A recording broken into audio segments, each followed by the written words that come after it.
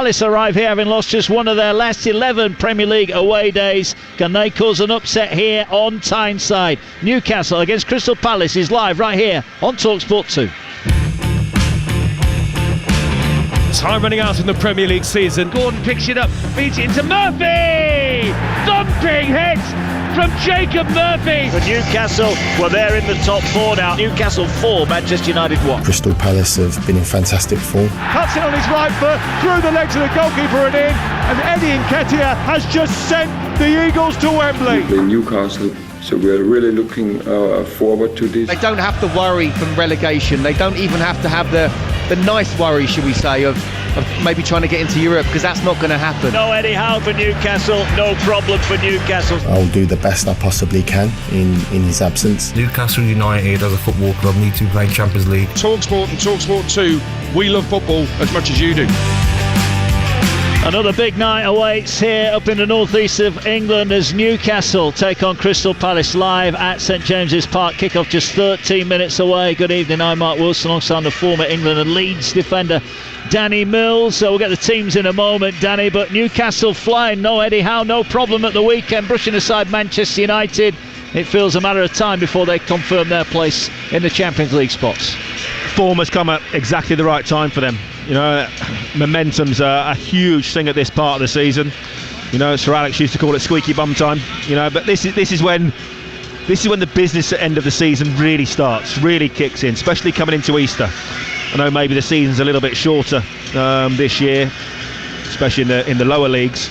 But obviously, you know, with the FA Cup, the split in the Premier League, it goes on a bit longer. You've got to start winning games now. These are the crucial games. These are the pressure games.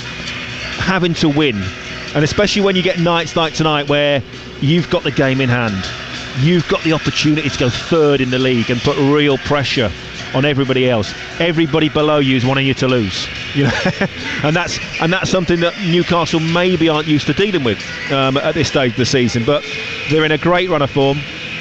I think winning the cup final, I think that was huge for them. I think that gives them a huge lift, takes a load of pressure off. So they can go out and play with a little bit more freedom at the moment, and that's what they're doing. So, no, I'm really looking forward to this one. Yeah, it should be a cracker. Let's have a look at the two teams then. Newcastle United were unchanged from that big win over Manchester United here at the weekend. Nick Pope is in goal. It's a back four of Trippier, Shirt, Byrne and Livramento. Joe Linton, Tonali and Guimaraes across the middle. Harvey Barnes and Jacob Murphy support Alexander Isak. 20 Premier League goals for him. He leads the line for Newcastle. For Palace, will they make a couple of changes? Mark Gurhey is back from suspension, and Will Hughes has just signed a new 2-year deal at Palace. He gets to start. It's Henderson in goal, a back three of Richards, Lacroix and Gurhey, Munoz, Lerma, Hughes and Mitchell across the middle, and it's Sarr and Eze up alongside the informed Jean-Philippe Mateta, who leads the Palace line tonight. Crystal Palace, look, make no bones about it, they come here as a tough opponent. They've won 6 of their last 9. They've won more points away from home than they have at home. They lost at the Etihad on Saturday, their first Premier League loss since away from home since October. So the form lines are all pretty strong for Palace. I think only twice this season have they failed to score on their travels. They're going to be a lively opponent, aren't they, for Newcastle tonight? Well, they should be, and they started off very, very lively against Manchester City, then capitulated a little bit. It's interesting, obviously Adam Wharton doesn't start tonight. I was listening to the game on the radio on the way home. It's the first time I've really heard him get a little bit of stick, you know, for not putting in a defensive shift, you know, for not maybe tracking players, not doing his job, as it were. Interesting that he's been left out this evening. Is a massive prospect for the future, you know, without a doubt. But also, I look at them, has end of season, I'm going to use it anyhow, you know, are they on the beach? Well, they've got an FA Cup semi-final to look forward to. Yeah, but that's it. The league's irrelevant to them. You know, there'll be a lot of players thinking that's the most important thing. The FA Cup final is more important than the league games at the moment, so let's save ourselves a little bit. That would be my only concern for them. Okay, well, kick-off is fast approaching, so let's get the latest odds with William Hill. In the Zone on TalkSport 2 with William Hill. 18 plus, gambleaware.org. A very good evening to Lee Phelps of William Hill. Good evening, Lee. I'm sure Newcastle are the warm favourites here, but as we've been saying, Palace come here in a bit of form of their own. Yeah, absolutely. They are the 13-20 actually, Newcastle. The draw is 29-10 and Palace are 4-1. I think he's just been listening to the build-up here, and I couldn't agree more. I think at this stage of the season, we're all looking for those just slight differences in team mentality, aren't we? And if you can get 1%, 2% even of change, and i.e. Newcastle fully going for it, looking at the Champions League places, and Palace with their eye on a different competition, maybe they've done their job in the league. That's why I think they're 13 to 20, which is a fairly short price, but probably fair enough. Palace 4-1. There might be some Palace fans out there who fancy that, because on their day we know they can beat anyone in this division. They've got the goals to do it. A few price boosts here, which I thought would be good to bring to your attention. There's one here: Newcastle to win. Harvey Barnes and Jacob Murphy both to score or assist. Been boosted from 4s to 5s.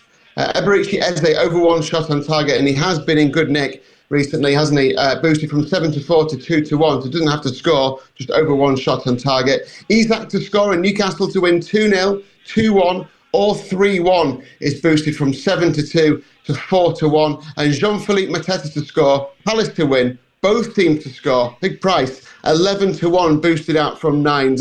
I think I can see a Newcastle win here, but I can also see both teams scoring. Like I said, Palace have got goals in them. And the Newcastle win with both teams to score is over 2 to 1 at 21 to 10. I think that's a decent way in. And if you're betting on our app, don't forget, loads of football tonight. You get a free bet on a football bet builder when you bet on a bet builder tonight. So bet and get available online. You just need to opt in and log in for that. Looking forward to a cracking night's football, Mark. Cheers, Lee. Thanks as ever. Those were the very latest odds with William Hill. Gamble responsibly. 18 plus only. BeGambleAware.org. In the Zone on TalkSport 2 with William Hill. 18 plus GambleAware.org. Ahead of kick-off, let's hear from Newcastle's assistant manager Jason Tindall, who continues to deputise for the unwell Eddie Howe, who remains in hospital. Despite the manager's absence, he wants to deliver performances that they can all be proud of. For the manager not to be here is obviously poorly in hospital, and the same as last week. We had sort of almost minimal contact in terms of within the preparations, but we know the expectations and demands that we put on each other and ourselves each and every day, and it's going to have to remain that way until the manager's back. But we know what we need to do. We know how we prepare, and we need to prepare right to make sure that we can go and deliver performances, as I said, the weekend that the manager will be proud of. Jason Tindall there speaking ahead of the game. We obviously wish Eddie Howe all the best as he recovers from pneumonia in hospital. It's a well-drilled machine, this, Danny. This Newcastle team, they're quite a close-knit. They don't use many players. They're tried and tested now. Does it almost run itself despite the fact that Eddie's not here? Yeah, definitely. It's like sometimes when the manager gets sent off or yellow card and is in the stand. Most of the work, especially at this stage of the season, is done on the training ground. I'm pretty sure Jason Tindall's not shy at coming forwards. I think he's more than happy to step up and take a little bit of the limelight. He probably does a lot of that at training ground anyhow. A lot of the managers these days, yes, they'll tell their coaches what they want. They'll do the tactics. They'll pick the team. And ultimately the responsibility is theirs. But the coaches are involved in a huge amount of that. Doing a lot of the day-to-day stuff anyhow. So yeah, I don't think it'll be too much of a problem. You can also use it, as part of your team talk. Come on, let's do it for the manager. Imagine the boost it'll give him if we go out and win and we're looking for Champions League football. All those little bits of extra you can try and eke out of the team will all help, within that. So yeah, for as long as it doesn't go on too long, and we hope it doesn't. We hope Eddie has a very, very swift recovery. They'll be absolutely fine. There's a big Eddie Howe banner up in the Gallagher end away to our right-hand side. Hopefully he'll be back. He won't be in the dugout. I'm surprised there's not a statue up yet, by the way, after winning a trophy. There will be soon enough, I'm sure. Right, so I thought it'd be up by now. Let's also hear from the Crystal Palace boss, Oliver Glasner. His side looking to bounce back after conceding 5 goals in a defeat to Manchester City at the weekend, but he's not been left concerned about their defending. Sometimes football is a little bit weird. We conceded 40 in 31 games, but we conceded 10 in 2. And yeah, we were not on our top level in our defensive structure. And also, I mentioned it after the press conference, the manager was not on his top level from the tactical side. In German, we say sometimes it's better to concede 5 in one game than to concede 1 in 5 games in every of 5 games. And so analyzing, showing, and then talk the players. It's twice we really failed in our defensive structure. 29 times we did really well. So it's better to look at the things you did 29 times, or is it better to look at the things you did twice a season? So, and we are always looking at the things we did really well. So now is a time of the season where you don't really learn new things. You have to rely on the things you already can do and be fit and show it. Oliver Glasser there speaking ahead of his side's visit to Newcastle here tonight live on TalkSport 2. It's worth remembering, Danny, obviously Crystal Palace were 2-0 up at the weekend, so they're clearly doing some things right.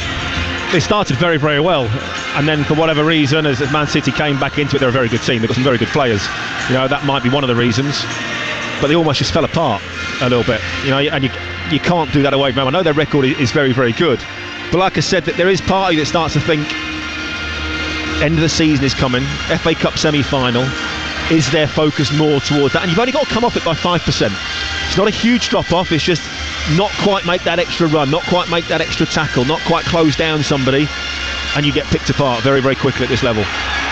And for Newcastle, obviously that League Cup win, in some ways you could have forgiven them putting the queue on the rack, but the feeling here and the noise here at the weekend was incredible. It wasn't one of hope, it was one of expectation that they expect to win games, and it looks like they're destined for another Champions League campaign. Yeah, which would be great because they've had a taste of it, and it's not easy. We struggled in the first year that I was in it. At Leeds, I think we got to semi-final, and I think at one stage, just before Christmas, we couldn't win a game in the league. And that's why Brian Kidd was brought in. As a coach to give us some help and experience in having to deal with big games midweek, and I'm talking really big. Bigger than you've ever played in before, and then coming back down to earth, your bread and butter of the Premier League. That's not easy. It's difficult to get your head around sometimes. You go to the Bernabeu and then you go into Bournemouth. That's not being disrespectful, it's just a fact. It's hard, it's difficult to deal with. So yeah, I think they'll be incredibly more experienced for that. Players, managers, staff, everybody around the ground. And if they get back in it, well, for these fans, what another magnificent set of journeys they'll have. Different format now, of course, from when they were last in it as well. So yeah, Newcastle fans could be travelling all over Europe again. They could well be. A win tonight, they go 5 points clear of 6th place Chelsea. They've got quite a tough run in actually, Newcastle. They go to Aston Villa at the weekend, Ipswich, Brighton, Chelsea, Arsenal and Everton all to come. So it's not a foregone conclusion, whatever the result tonight, but no doubting 3 points would be of a help.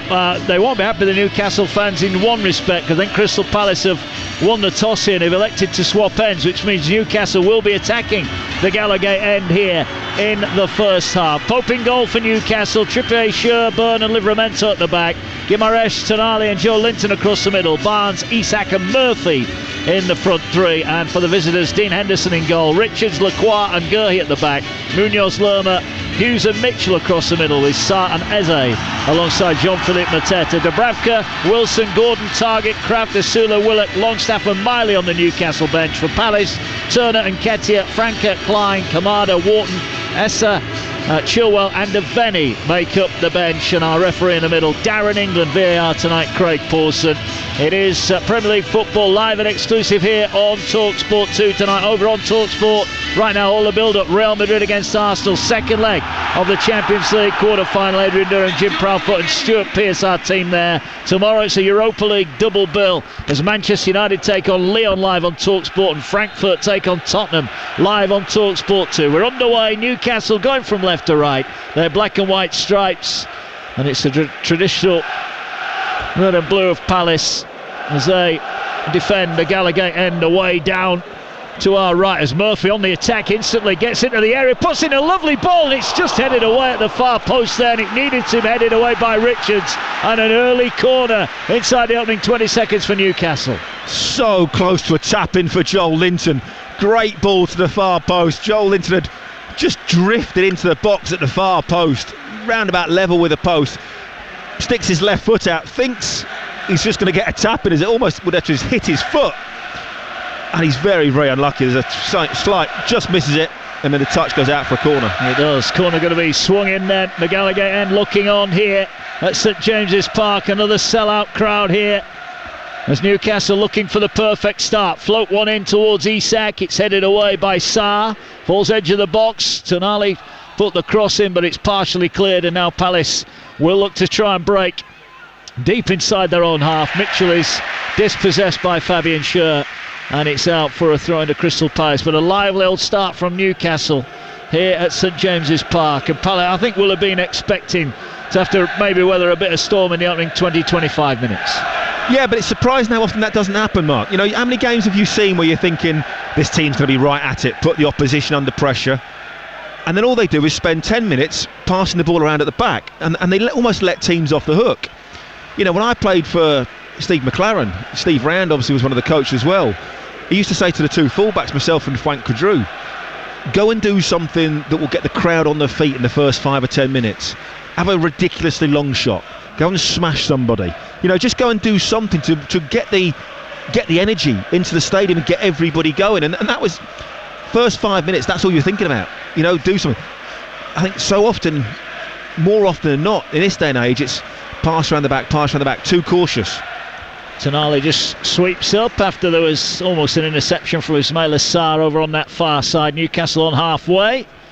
Looking with Tonali. He had a bit of an ankle issue at the weekend. He had treatment for that during the game a couple of times, but Jason Tindall said he was fine and he's good to go tonight. An unchanged Newcastle side here as Dan Burn has it at the back, and they'll play it now to Bruno Guimaraes, who's looking for a switch. Trippier's out wide on the right. He'll get it now. Over the halfway line he goes. Murphy takes it away from him, then tries to whip one down the touchline. It wasn't quite on, and it's dealt with, and Palace will have a throw in down below as Jason Tindall looking on. Oliver Glasner looking on just a couple of metres away to his left hand side. It's 0-0 early stages here. 3 gone live on TalkSport 2.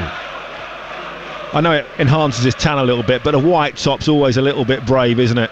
I'm just thinking that's getting coffee down it, or juice out of one of the bottles, or a ball stain. Something's going to happen to it. Yeah, possibly. Here's Will Hughes, just signed a new 2-year contract, and he gets the ball away now, and a chance for Lerma to bring Palace over the halfway line. And they'll have it. Their fans amassed right up away to our left. It's full up there as well. Credit to them making the long journey here on a Wednesday night. A game in hand, of course, for both these two as Hughes gives it away, and there's an early shot there from Schur from just over the halfway line. He was trying to catch there Dean Henderson off his line. I didn't quite get hold of it. Well, he put his hand up to Isak. I'm not sure if he overhit the pass or whether he attempted. It wasn't quite hard enough for a shot, but it was way too hard for a pass. I'm not sure if he just got it completely wrong. But the fact that he put his hand up to Isak, I just wonder if it was meant to be whipped into him. Yeah, well, a little bit more on it, and Henderson might have been in trouble. He's got a fluorescent green goalkeeping strip on. Away to our left, Nick Pope is a more traditional goalkeeping green. It is 0-0 here. Don't forget, Arsenal's second leg with Real Madrid is over on TalkSport tonight. As the ball played forward will bounce towards Livramento, but he's beaten to it. And now Sarr will play it forward. Here's Jean-Philippe Mateta now. He brings it forward into the final third. He's looking for options. He's got them out wide on the right. Chance now to put the cross in from Sarr. Whips in a lovely ball, but too close to the keeper in the end. There were chances, and there were plenty of Palace players forward. Yeah, I don't mind that. Get the ball out wide, get it in the box. You know, people think that's old school, it's direct. No, it's good football. Too much, you know, playing around, going nowhere, going backwards, all those types of things. You don't need that half the time. The idea is to score goals, you know, and you do that by getting the ball into the box quickly. That doesn't mean humping it from 70 yards away. Good passes into the box at any stage are always good. Yeah, certainly are. They've scored the second most goals from set pieces, Crystal Palace, in the Premier League. Newcastle have it on halfway. 5 gone here, 0-0. Mark Wilson with a former Leeds, England, Manchester City defender Danny Mills. There's a ball with Dan Burn, who gets it out wide on the left-hand side. Look to work it towards the edge of the box, and it's cleared away comfortably, but given straight back to Newcastle. And here's Joe Linton. Lays it back to Dan Burn. He gets it away to Fabian Schur, who is looking for Trippier wide on the right, just in front of us here. Great vantage point here at St James's Park as the ball with Tonali. Oh, that's a risky pass from Trippier. Dan Burn will just head it away towards Murphy. Mitchell, a hand in the back. Ball will fall to Bruno Guimaraes. Back to Joe Linton. Finds Tonali. Tried to whip in a pass there towards Isak, but it's well dealt with. And Palace again will look to break. Schur with a strong challenge there on Jean-Philippe Mateta. Referee's given a free kick. Fabian Schur saying, what on earth was that for? Mateta's down holding the back of his head. It's a foul. He knew exactly what he was doing. It was a low ball in.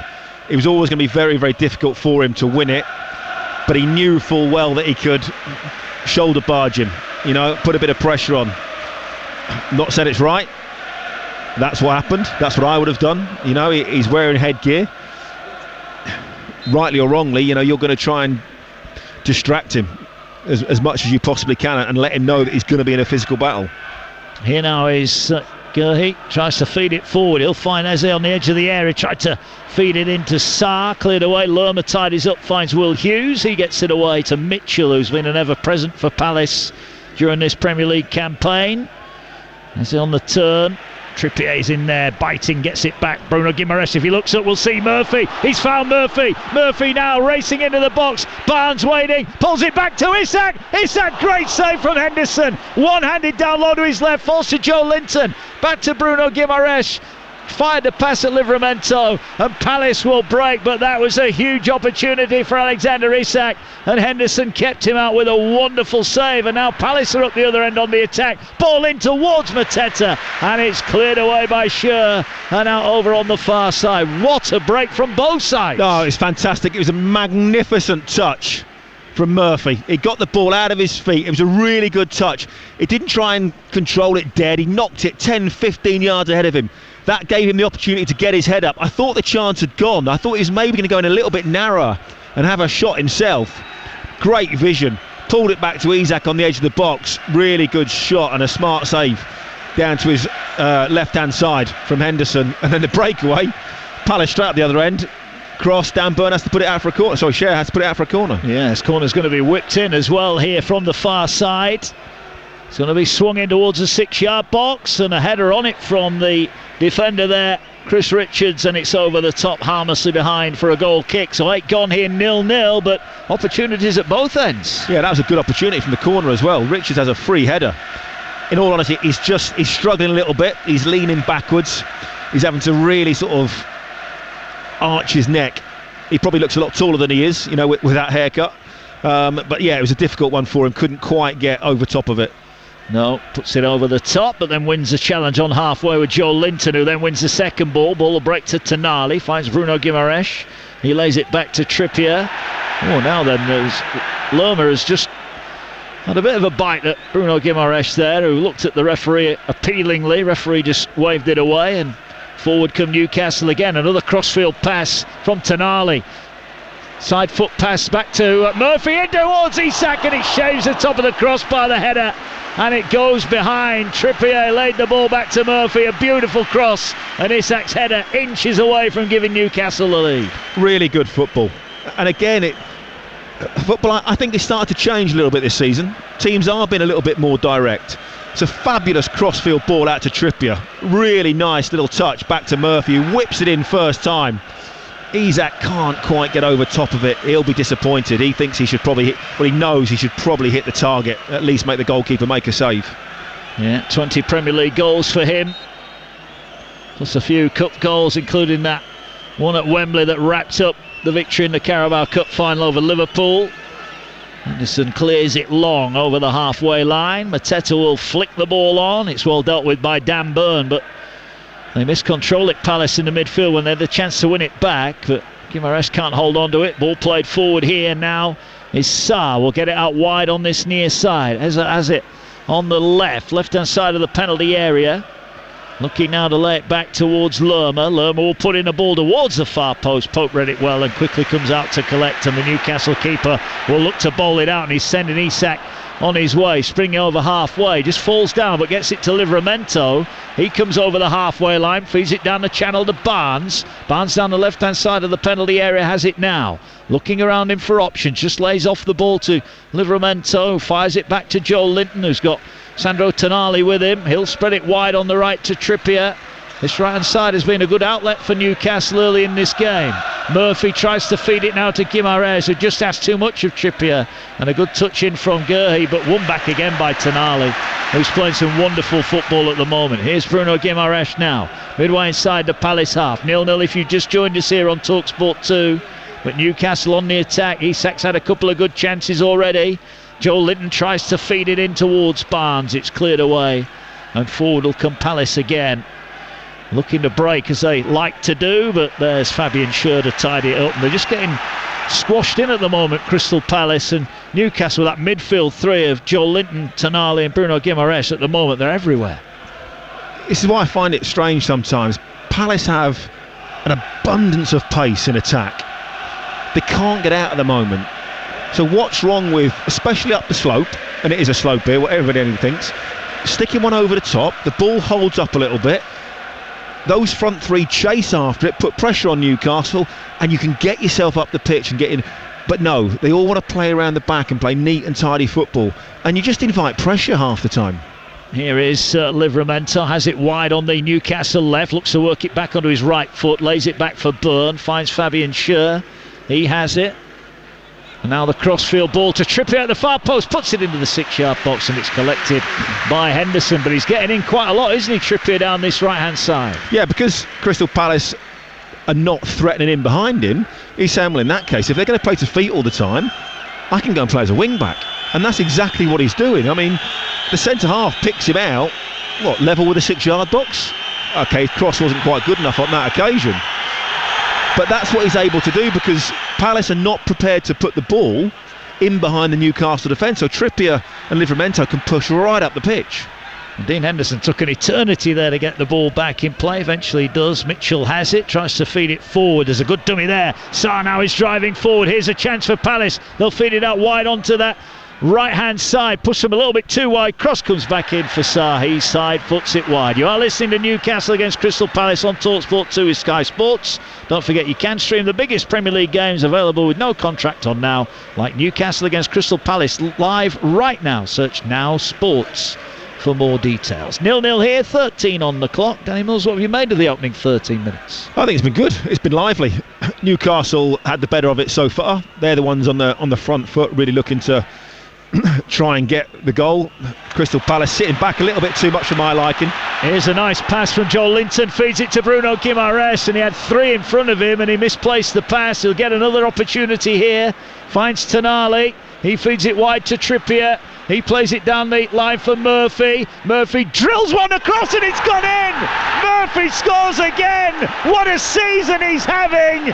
He drilled it past Henderson at the near post from an acute angle, and he catches the Palace keeper out. It's Newcastle 1, Palace 0. Well, it's an incredible finish. Need to see it again to decide if he meant it or not. Can't tell from the first angle. But again, it's Newcastle with swift, quick passing down this right-hand side. Trippier lays it in behind and Murphy just fires it. Whether he meant it or not, irrelevant. It's gone. It's flown in at such a pace. But what I will say, he has to be one of the most underrated players in the Premier League. Him and Joel Linton, absolutely superb. We're just seeing the replay again now. It comes out to the right-hand side. Trippier in absolutely acres of space unmarked, rolls it in behind the fullback. That a deflection? Did that take a nick or not? We got the smallest of monitors. I don't know. Either way, he's got it on the right-hand side of the penalty area, the 18-yard box, and he's lashed it. I think it's swerved off past Gurhey and past the keeper. He's called him out, whether he meant it or not. There was some venom in it, and it is. Well, the only thing I would say is he's not hitting across that hard. You know, if he's looking to fire that. If you're hitting the ball that hard, you have to be firing it towards goal, because no one's getting on the end of that. And he's putting a couple of good crosses already. Let's give him credit. He meant that. Absolutely smashed it in the near post. Dean Henderson's got to have a look at himself. I think it's just caught him by surprise, hasn't it? The sheer pace of the shot. Well, yeah, I get that, but it's your job as a goalkeeper not to be caught by surprise. 1-0. Jacob Murphy. That's his 18th goal involvement in the Premier League this season. He's by far and away his best return. 8 goals now and 10 assists for him. Well, whether he meant it or not, and I think he did, it was a stunning strike. Yeah, having seen the replay and the venom that he hits the shot with, I don't think that can be a cross. I wouldn't have wanted to be heading it in if it was an attempted cross. Trippier falls under the soft, challenge that's why. Of Mitchell. Look, just to start, Newcastle wanted. Isak had a couple of chances early on, couldn't find the back of the net, but Murphy's wonder season goes on. He got a double in the win at Leicester on TalkSport just over a week ago, and he's back at it again. And look, a lot's made about buying big-name players and better players. Eddie Howe, as you mentioned the two there, Jacob Murphy was on his way out at Newcastle under Steve Bruce. He was out of contract, looked like he was leaving. All of a sudden now he's one of the standout performers, as is Joe Linton. It just shows if the manager is allowed to coach the players and make them better, what can be achieved. Here though come Palace at the other end, and it's ball breaks to Lerma. He gets it away now. Here's Everichi Eze, who looks to get it onto his right foot, lays it back here, shot from Hughes just over the top, but Pope had it covered. I'm not sure it's just about coaching. I would like to give a little bit more credit to the players within that. I think you look at Joe Linton, you look at Murphy, what have they done? They've worked incredibly hard. They put a shift in every week, and to be able to do that, that means they're putting a shift in every single day. Physically, they're in the gym. You can see that. You know, they're athletes, and that comes about from that's a personal thing. They've obviously looked and thought, we know what, I'm not quite fitting in here. Manager doesn't quite fancy it. What can I do to improve? Their ability probably hasn't changed in that time, but what they have added is reliability, physicality, athleticism, work rate, desire, all those sorts of things. So yeah, I think a lot of credit has to go to the players within that. Yeah, Newcastle 1, Crystal Palace 0. Remember, a point at least would have taken Newcastle above Nottingham Forest in the third, but if they can get all three tonight, they're 5 clear of Chelsea in 6. Top 5, remember, will qualify for the Champions League. And speaking of the Champions League, we'll keep you up to date. Real Madrid Arsenal live over on TalkSport from 8 o'clock tonight. Well, that's sort of nice little segue into that. You know, people are talking about Mbappe, who's maybe made Madrid worse because of his work or lack of work rate, or perceived work rate, should we say. All the ability in the world, all the talent. But if you're not going to put the hard yards in and do that side of the game, then yeah, you do become a bit of a passenger at times. So, you know, fair credit. And I think people forget that sometimes. You've got, if you're a young player and you want to make your way to be a professional, you've got to work your socks off day in, day out. Doesn't just happen on a Saturday afternoon, Wednesday evening, whatever it might be. Joel Linton gets the ball away. Here on the half turn is Livramento. He's over the halfway line. Finds out on the left-hand side Harvey Barnes. 4 black and white shirts waiting for a ball into the middle. Here's Joel Linton. He's going to go back to that right-hand side. Just got caught in possession, and in doing so he catches the heels there of Ismail Hassan. It's a free kick to Crystal Palace. How does their plan change then, having gone down early on here? 19 on the clock. They trail by a goal to 0. Well, they looked like they were coming here for a point to play on the counter-attack, but if you're going to play on the counter-attack, you've got to use your pace. You know, when you turn the ball over, you've got to be really, really sharp, you know, to break the lines. First thought has to be forward, can't be sideways, because that allows Newcastle to get back in, and that's maybe the one thing. There's a couple of occasions it's happened, but generally when they've turned the ball over, they've kept it with that pace up front, with that front three. If you were going to play on the counter, I'd say to my midfield players, the moment you get the ball, look forward. Even if you're just turning one round the corner, helping it on over the top, get those lads running at the Newcastle defence. Well, Dan Burn just made a bit of a hash of his clearance. He's conceded a throwing down the Palace right, about 10 yards away from the corner flag far side. Jefferson Lerma is over there about to take it. Can Palace get an equaliser here? Trailing by a goal to 0. One away loss in 11 in the Premier League for them. They won't want to go back-to-back with defeat here.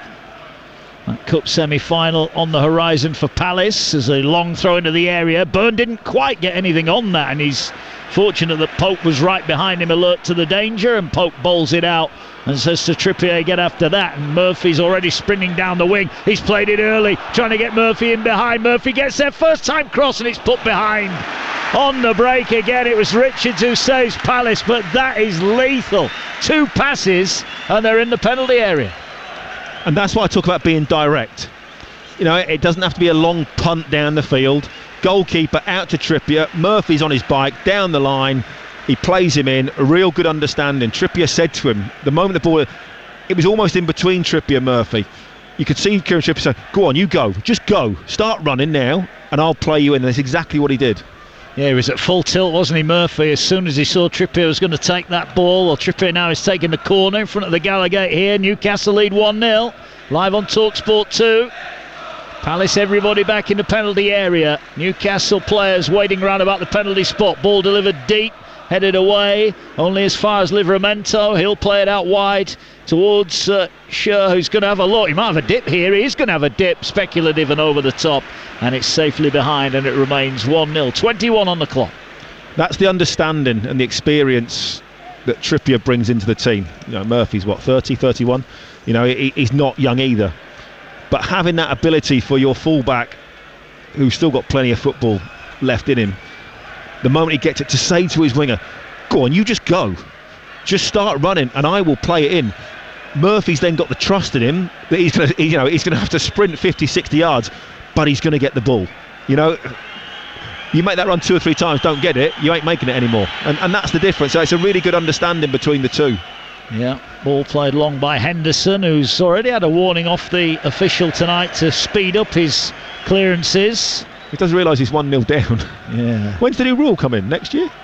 I think so. Is it next season? He took an turn. He had about 15 seconds with the ball in his hand. It's going to go to the corner, isn't it? Eight seconds and it's a corner.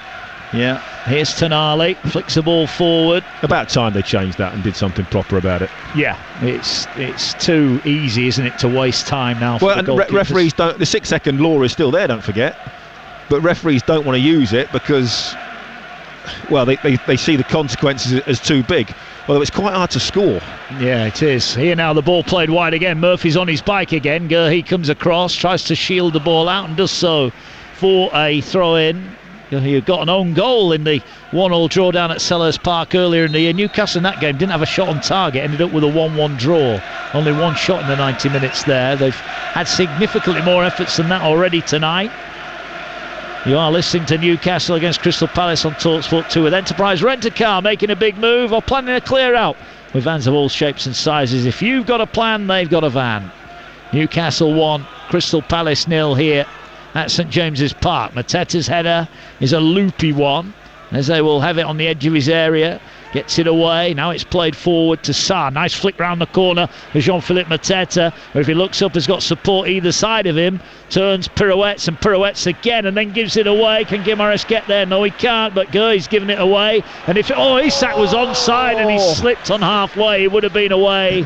Fortunate for Palace. Get your studs on, man. Get some longer studs in. That's twice he's slipped over. He was in. Richards had clearly playing him on. Had dropped a little bit deep in that right-hand side. But this is what I like about Newcastle. They get the ball. Their first look, can I play the ball forward into space or for somebody running? Simply break the lines and take 7 or 8 Palace players out of the team. Arsene Wenger used to do that at Arsenal. It was brilliant football. Yeah, Palace a little bit more circumspect at the moment. Here's Gurhey again, has it back after his ban, sent off against Brighton. Here's Mitchell on halfway. Everything's in front of the Newcastle players. Everything's in front of the defence. It's very, very easy. Or not easy. It's much easier to defend against when they're playing it sideways all the time, not really looking to get in behind you. Gurhey has it again. Newcastle just back off. Will Hughes picks it up. Brings it forward over the halfway line, gets it back to Gurhey, wide on the left, feeds it outside to Mitchell, but again they're just rolling off passes. Now they try and play a ball through for Eze. He's going to keep this in, down by the byline. Trippier got a foot in, another slip. Eze this time stumbles and the ball played off Mitchell and out for a throw. And there were a lot of Manchester United players slipping here at the weekend. There's been 1 or 2 slipping tonight as well.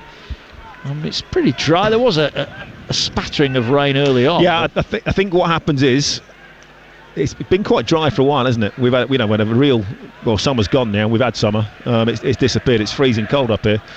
But I think everything's dried out a little bit, and got quite dry. And then, of course, these football pitches, the way they are, they're so lush. You get a little bit of water on top, and it just makes it very, very greasy. Well, it's 1-0 to Newcastle as Lacroix is caught in possession. Ball fed to Isak, who tried to poke it into the path of Barnes, and rather fortuitously Daniel Munoz just got a boot on it, and he's furious with his central defenders there, as if to say, how on earth did that ball make its way through to me? They're living on the edge here, Crystal Palace. They're giving it away too much in the middle. Too easy, but again, Newcastle, the moment they get it, looking to get in behind, get forward as quick as possible. Really good play. Long punt forward, is looking to get in behind, but Livramento nods it back to his goalkeeper, Nick Pope. We look once again to launch a counter. 26 on the clock. You're live on TalkSport 2. Mark Wilson with the former England defender Danny Mills. Newcastle 1, Palace 0. Over on TalkSport, Adrian Durham is with Jim Proudfoot and Stuart Pearce in Spain, in Madrid, as Real Madrid look to complete a huge comeback against Arsenal, who lead 3-0 from the first leg in that Champions League quarter-final. Here's Tonali, brings it towards halfway, gets it away to Barnes, goes past one, was clipped and dives on the ball and will collect it knowing he's going to get a free kick. His 2-goal heroics at the weekend rewarded with another start here, despite the fact that Anthony Gordon is fit again and on the Newcastle bench. Yeah, I think you have to reward players when they do well. You know, that's simple as that. You come in, Anthony Gordon was out for a few games, you come in, you do well, you've earned that right, that shirt becomes yours. You know, I think someone has to take that shirt off you. You know, make sure you just don't give it away. Yeah, well, they're certainly doing that. Harvey Barnes, he's been amongst the goals. Free kick then over on the far side. It's about 5 metres in from touch on that left-hand side. They're going to swing it in towards the penalty area. Once again, everybody back for Palace. They don't leave anybody forward at all here. Ball's going to be squared to Tonali. Tonali's just going to stand one up to the far post where Murphy's there, and it's headed behind and out for a corner. And Murphy wants to take it quickly, but Joel Linton's having none of it and says just hang on. Corner Newcastle that Trippier is going to come across and take.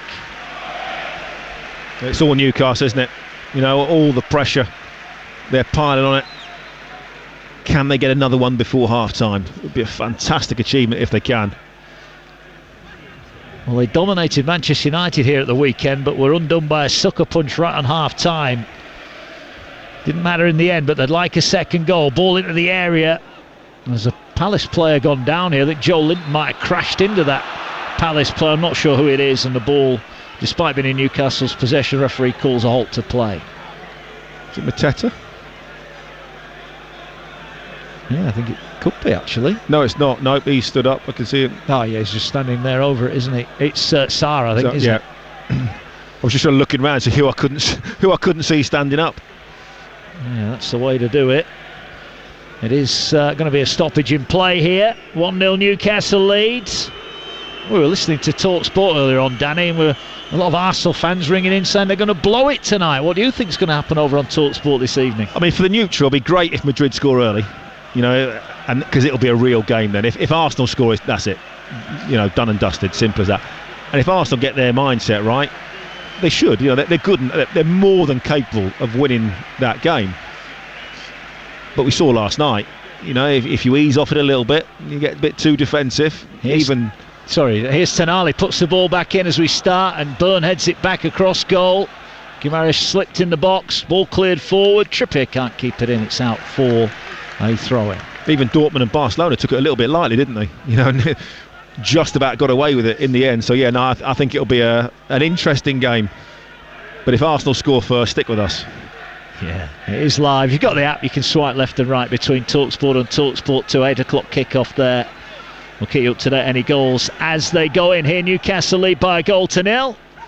As Mitchell has it, wanders forward, gets it to Mateta. Sherwood's all over him again, and it's another free kick that goes Palace's way. And an opportunity here to maybe send some of the big guns forward as we approach the half-hour mark. Palace don't look particularly in a rush to do anything tonight, do they? And that's what I'm starting to talk. You know, it's you drop off at 5-10%, it makes a huge difference. You know, they're not quite at it. Newcastle are more at it, aren't they? You know, it's simple as that. There's clearly more at stake for Newcastle. There is. Eze stands over it. Probably 10 yards over the halfway line. He's going to float it towards the far post. Pope's come a mile out. Didn't necessarily get anything on it. Lerma heads it over his head towards the line, and Dan Burn heads it away. And Joel Linton will hook it away to safety. Referee, Rich is down with a head injury. Blow your whistle, man. Yeah, there is a Palace head injury. Newcastle fans are frustrated because they were hoping to break away there, but the Palace player had gone down. Nick Pope came an awful long way out there. And missed it by an awful long way as well, by the way. I mean, he came about on the angle, 20 yards plus. Not sure what he was doing. It was low by the time he got to it. He was nowhere near quick enough. But Richards goes down, there's then a header back into the box, then a half clearance. Pope smacks straight into him from that punch. Why on earth the referee doesn't call on the train or stop the game immediately, I do not know. The referee's job, first and foremost, is welfare of the players. That's it. Shouldn't be thinking about anything else. When a goalkeeper comes 15, 20 yards at full speed and smashes into somebody, whether he's gone down or whatever, the referee should stop the game immediately. Yeah, well, he stopped it eventually, and everything is okay. It's currently Newcastle 1, Crystal Palace 0. For the latest odds, head to William Hill, the official betting partner of TalkSport 2's Premier League coverage. But right now, Newcastle to win the match 2-7. Crystal Palace to win at 10-1. The draw is 4-1. That's all thanks to William Hill. 18 plus begambleaware.org. Now, we are getting a VAR check here for a possible penalty. Now, I can only imagine this is Nick Pope who's come out and he has clattered in. Now, Nick Pope got the ball, but did he get a bit of the Palace player with it? Now, as Danny mentioned earlier, our monitor is not the best, I'm not going to lie. Remember those little TVs used to get like 2 inches with an aerial? For anybody of age. The youngsters don't know what you're on about, Danny. That's a phone, isn't it? That mobile phone now. Now, he's checking it. It's going to the monitor. It's a penalty. This is going to be interesting. He's given a penalty, put it that way. There's no way he's not going to give a penalty if he's been sent to the monitor. Well, Darren England, wave play on. He's now wandering over to the far side of St James's Park here, and he's been called to have a look. Now, Nick Pope came an awful long way here, and he has punched the ball away, but in doing so... Did he, though? Was it him that punched it? Or was it Joel Linton that got a header on it? You can't tell. Well, who heads the ball? Has Richards been fouled in the midst of that? No. I'm not so sure that's a foul, Danny. Look, if you look at it, Pope, he doesn't get much on it, but he hits the ball look, he hits the ball first, and then he clatters into him. That's not a penalty. Look, he touches the ball, and I know they talk about follow-throughs, but he's jumping in the air. If this is a penalty, Danny, a goalkeeper can never come out and punch the ball again. Because if he touches someone on that evidence, it's a foul. This is a contact sport. Darren England needs to be strong here and say no penalty. Yeah. Because that's not a penalty. Who's the VAR? It is Craig Paulson. Why is he sent into the screen for that?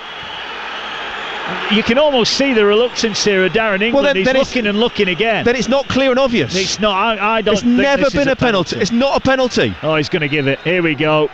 That's embarrassing. Wow. That's embarrassing. Nick Pope came an awful long way out, and it's deemed that he caught Chris Richards on the follow through. A goalkeeper now can never come out and try and claim the ball again. No, they can't. Look, he's misjudged it, and he hasn't got a clean punch. But he touches the ball first. He touches the ball, and then as he's jumping, he hits the player. That's not a penalty. Well, they've seen it on the big screen here, and they've got the same opinion as us. I know they're slightly biased. Oh, do you know what? I'm surprised they put that on the big screen. They don't normally do that, do they? Well, they've put it up now, and it's going to be Eberechi Eze who's going to take it against Nick Pope. Can Pope redeem himself here? Never been a penalty. I agree. That is soft. Very, very soft. If he'd have missed the ball and clattered him, fair enough. But he gets a little bit of the ball and then they jump into each other. You could argue that it's a foul the other way. Well, he's got 2 in his last 4. Eberechi Eze, this to level it up from the spot. Can Nick Pope, who's been told to get back on his line?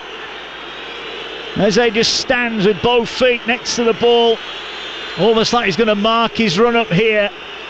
He's stood over it now. The referee's having all sorts of bother. The players pushing and shoving on the edge of the 18-yard box. Newcastle lead by a goal to 0. Controversial VAR award of a penalty here for Crystal Palace. Eze now marks his run up. Can he level things up here?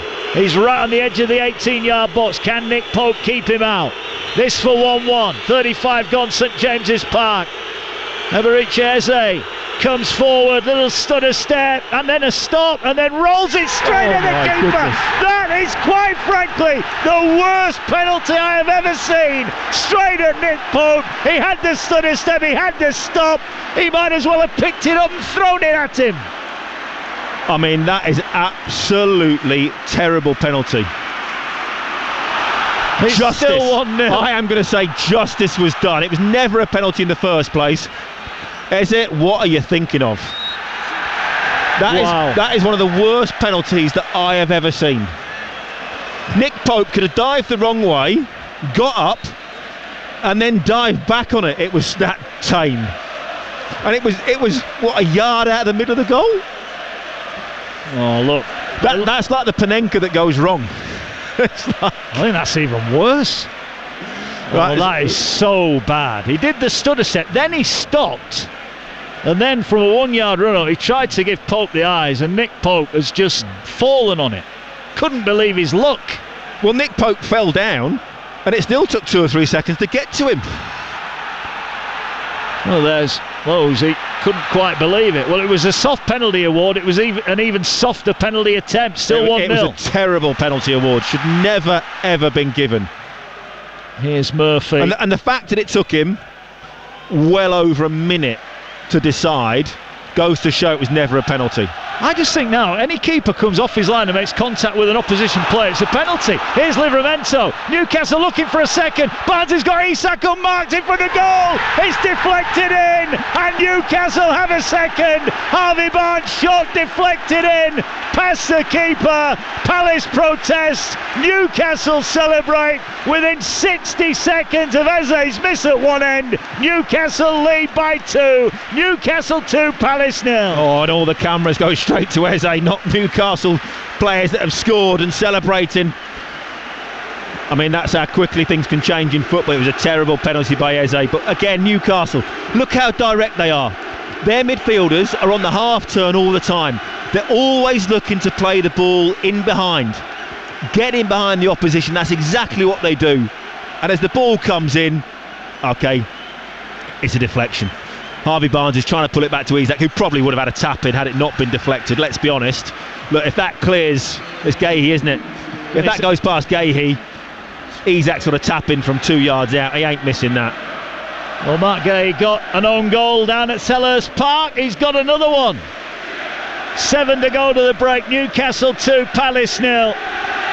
What an expensive couple of minutes that could be for Palace. And it's what Newcastle deserve. They have been much the better side, I have to say. They've been on the front foot, they're passing forward, they're passing swiftly, directly, looking to break the lines all the time.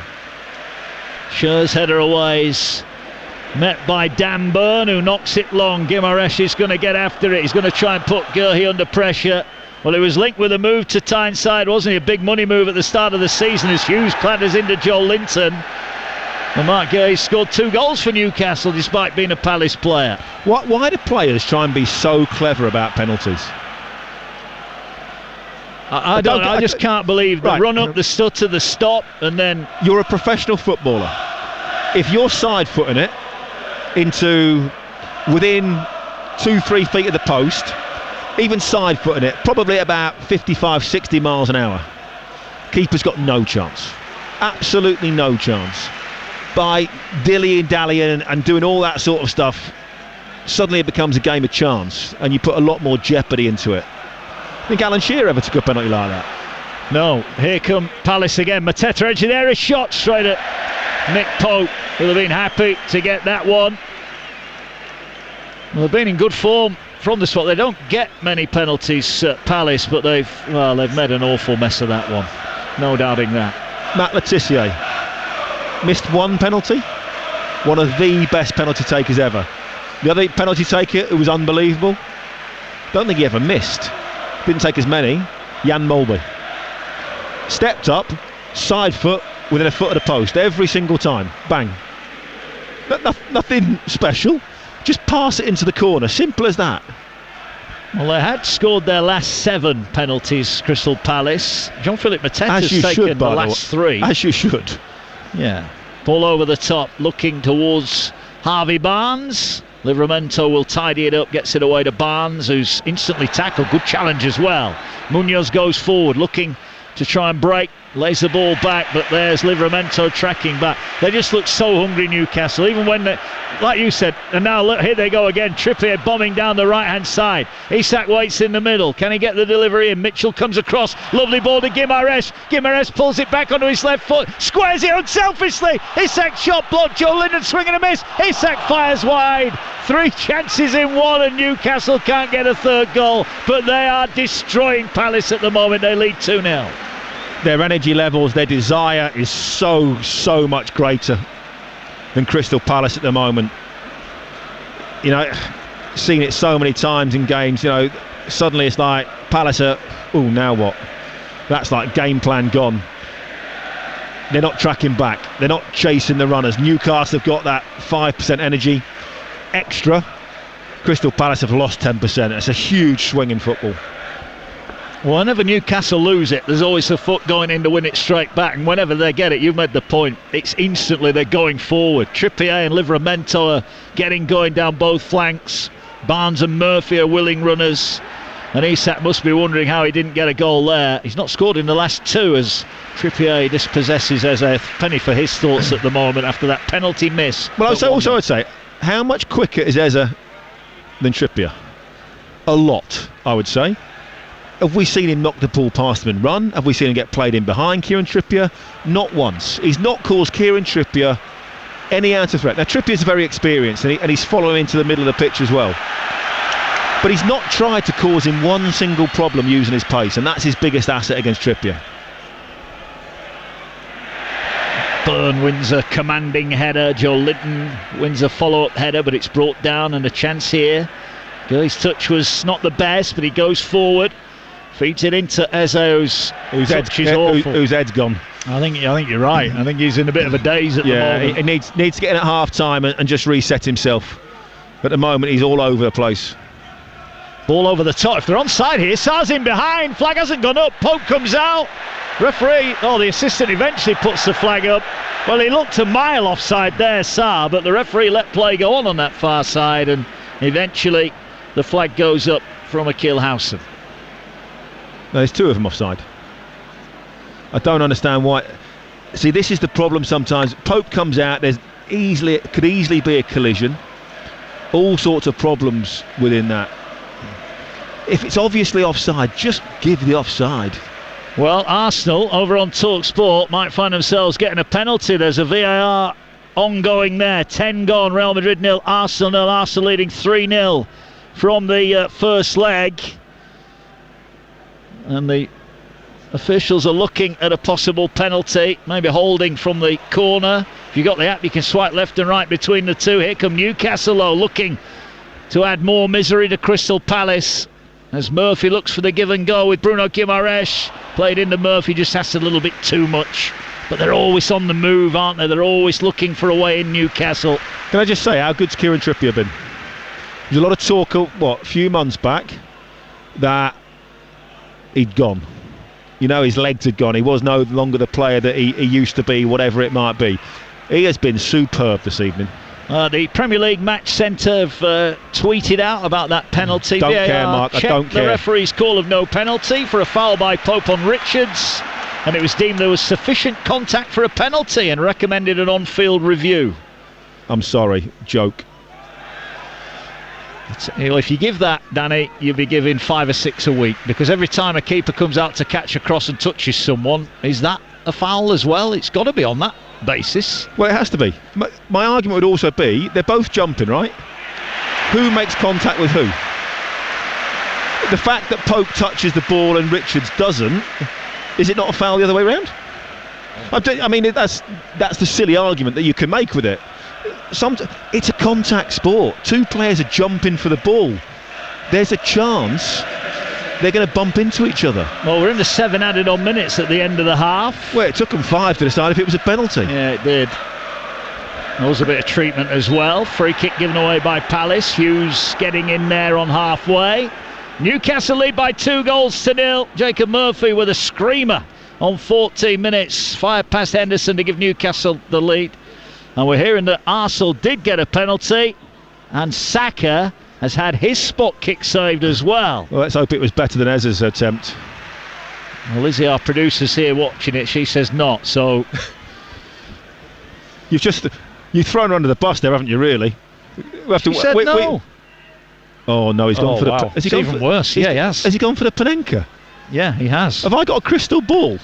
I'm sure I said that. Which one was worse? We should have a Twitter poll. Well, Which one was worse? Has he tried to Panenka him? He has as well, you know. What are you doing? Wow. Everice Eze, England international. Worst penalty ever. Saka, almost the worst penalty ever for Arsenal. I'm sorry, but if either of those players are in my dressing room coming at half time, they are getting one heck of a dressing down, by the way. Well, it's Newcastle lead 2-0 here. I mean, what's he doing? Well, Courtois has gone to dive away to his right, and he's dived and then stopped his dive and just stopped it with his hand. It's not even down the middle. It's not even Panenka down the middle. If he had gone down the middle, he'd have scored. It's 2-0 here. Palace on the attack, looking for a lifeline. Both those games, this one and the Arsenal game, live on the TalkSport network tonight as Tonali blocks Will Hughes' cross. And the ball played forward, breaks on here. Tonali looks up and he sees now down the middle. It's Harvey Barnes. Touch takes him wide. Lacroix comes across. Barnes goes round him, fires it in. 3-0 Newcastle. Harvey Barnes scores again. A clinical counter-attack from Newcastle. 3 goals and surely 3 points. And more importantly, third place beckons in the Premier League. Newcastle 3, Palace 0. Oh, you're spot on. 3 goals, 3 points, third place. Let's go home. We don't need to play the second half. Might as well call it a night. I mean, what a breakaway yet again. Newcastle have been absolutely magnificent. On the front foot, swift passing. Look, the counter-attack. Look, how many passes? One little one backwards, 1 forwards, 2 forwards, goal. This is how Arsenal used to play back in the day. It used to go out to one of the fullbacks, into Lundberg, into Perez or into Henry, very, very quickly. Bergkamp, turn, play it. Arsenal used to work on the principle, 3 passes and can we get a strike on goal? That's exactly what Newcastle have done this evening. I'm not quite sure why Henderson's come out. Who's he having a go at? He's having a go at Eze, I think. Or this could kick off at half time. Well, it could do. I think I'd be turning around even if I was Eze, say, look, you've got the gloves on, mate, you're supposed to save it. If you don't let the first one in, yeah, we're not 1-0 down. This could quite erupt, I would think. I'd like to be a fly in the wall. Well, you might hear it. We're sat above the dressing rooms here at St James's Park. Newcastle 3-0 to the good. It's a clinical counter-attack goal, and it's another goal for Harvey Barnes, who's having a wow of a spell at the moment. Jason Tinder must be thinking, what's all the fuss about? You know, this management lark's easy. Well, his team are playing really well. Eddie Howe's team. Yeah. That's 4 in 3 for Barnes. Nice finish as well, wasn't it? Fired it across the keeper, low into the bottom corner. It wasn't easy because he had a lot of time to think about it. He was being closed down. Does he come inside on his right foot, or he does the little step over, goes on his left and fires it into the back of net? It was a really good finish. Ball over on the far side. Palace deep in at it on time, whipping a good ball, but it's just a bit too deep. 4 of the minimum 7 have gone, and look, last time they came here, Palace were 3-0 down at half-time, went on to lose 4 goals to 0. This could be another long night for Palace here. That penalty miss at 1-0 now looks oh so crucial. Another long throw that Lerma's going to take. If they can get one back before the break, they might have a hint of an opportunity, but they've been outplayed here for 49 minutes so far.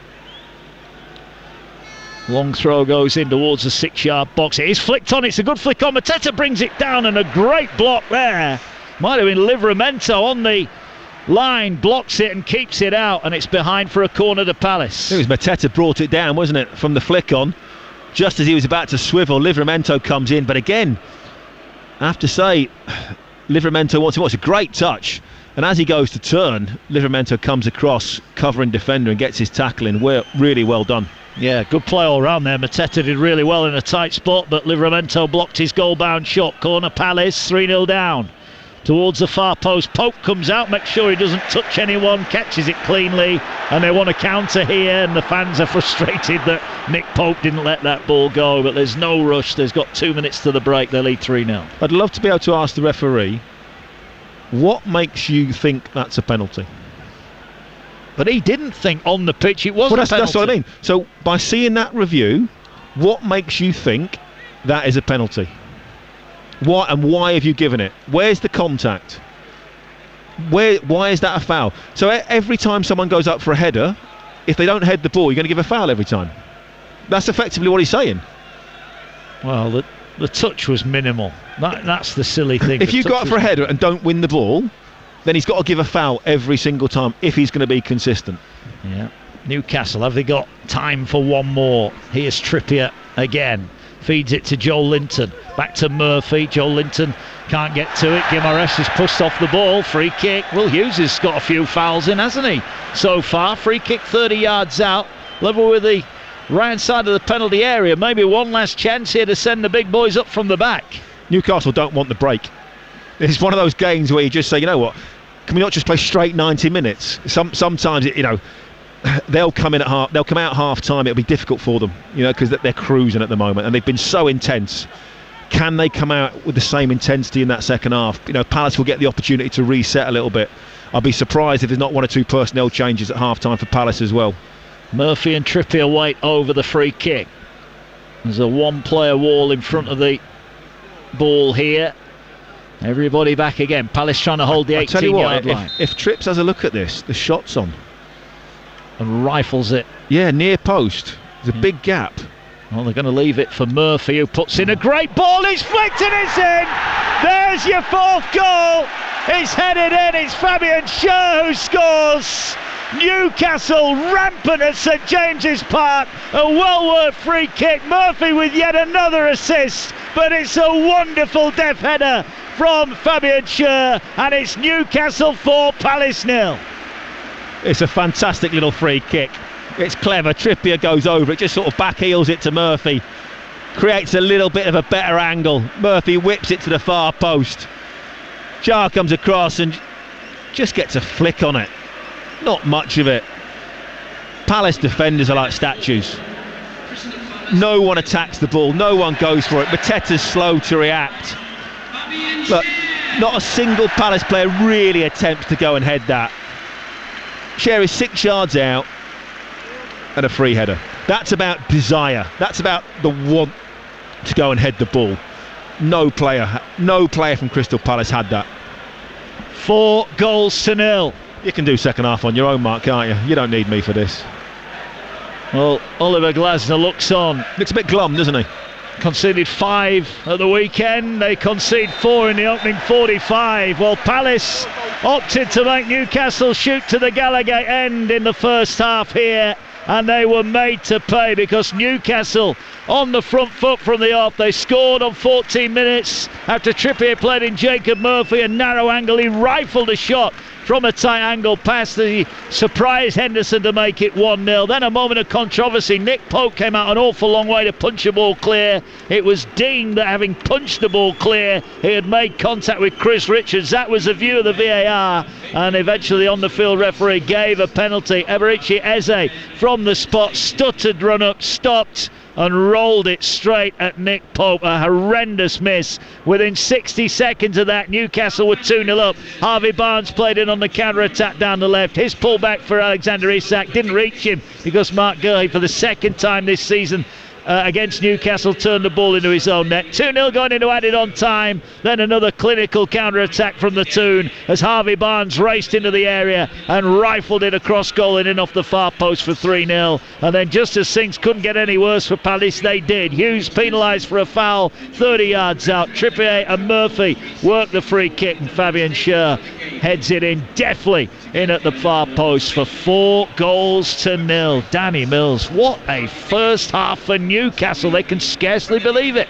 Newcastle outstanding, absolutely brilliant. Just that one little blip where Nick Pope came and missed it. Well, he didn't, he got a slight touch on it. Never ever a penalty, not a chance. He said goalkeeper comes to the ball, gets a slight touch on it with his hand. He's got gloves on, that's what he's supposed to do, and then bumps into the player. And he didn't clatter the player, did he? He almost sort of caught him as he was coming down from his leap. Never ever been a penalty. The penalty was embarrassing, by the way. Absolutely shocking. No idea what Eze was thinking of trying to do that. But Newcastle, they've been absolutely superb. Every single player has been... The first thought is, and this is what football should be, first pass forward. Can I run forward with the ball? Can I pass the ball forward? Can I take opposition players out of the game by going forward? They've done that absolutely brilliantly, with pace, with precision, with desire. They've been almost unplayable so far. I mean, the only hope... I saw one of the greatest ever comebacks here by Newcastle. 4 each when Arsenal were 4-0 up at half-time. Chektioti scored the most unbelievable volley. Don't think that's going to happen this evening. I can't see him coming back from 4-0. Well, if you're offering me even money each or two, who's going to score 4 goals in the second half, then I would not be back in Crystal Palace, that is for sure. Look, what will Jason Tindall say at half-time? Just carry on playing as you are, lads? Yeah, it's going to be really difficult because they've been so good. They've played with such intensity.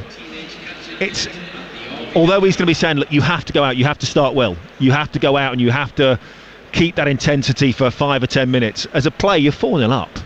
There aren't many times in football where you can really enjoy it, because there's always 2-0 there's pressure, 3-0 you get to last 5 minutes, you get a few olays and you can, okay, it's not so much of a problem. 4-0 up, they've got to be careful that they don't really relax and take their foot off it. I wouldn't be surprised if it was me, I'd be looking at maybe 55 minutes, make a couple of subs for Newcastle just to freshen it up. Those players on the bench will be eager to impress. Bring Anthony Gordon on, give him some minutes and say, go on then, go and show us what you can do, just to keep that pressure on Crystal Palace. Well, we'll see. They have got a big game at the weekend, haven't they? Newcastle go to Aston Villa, so maybe there will be some changes made with that in mind for Palace. What a nightmare, 45 minutes for them. Can you change 11 players? We might be better just putting 5 on and leaving the other 6 off. I think that happened in the EFL at weekend. Someone made 5 changes, all changes at half time. Clearly someone was playing badly. But I think, he's got to look at Eze and just say, look, where's his head at? Does he take him off and not kill him, but take him out of the fight? His head clearly wasn't right after he missed that penalty. But a lot of the other players haven't performed either, by the way. They've been way off it. Yeah, there'll be an inquest in that away dressing room here, but it'll be smiles all round in the Newcastle United dressing room for the second successive game here. They've scored 4, but this time they've done it in the opening 45 minutes. Full second half to come here at St James's Park, but at the break, live on TalkSport 2, Newcastle are going third. It's Newcastle United 4, Crystal Palace 0. Game day exclusive on TalkSport 2 with Sky Sports. Stream more Sky Sports football than ever before. Available with no contract on now. 18 plus, stream via internet, terms apply. The season is shaping up, and whether they're going for glory or going down, it's all to play for. Get the ultimate football coverage with the Sun's free pull-out goals. With the best writers pitchside for in-depth match reports, it's all about goals. And with unrivaled news from the Premier League to League 2, it has to be goals! Stay up to date on all the latest football action. Get your free copy of Goals every Saturday, Sunday and Monday, only in the Sun. You don't just check in to a village hotel. You work out. You jump in. You play on. You tuck in. And drink up. Village Hotels. 33 locations with everything under one roof. A huge gym with pool and great membership opportunities. And a buzzing pub and grill with delicious food, ice-cold beers and live sport. Check out villagehotels.com and work out, stay, meet and play. Get those jobs sorted this Easter with some great deals at Screwfix. Save £20 on the Titan self-propelled petrol mower, now only $179.99. And stock up on screws with the Turbo Gold Wood Screws Trade Pack, now only $19.99. That's a saving of £30.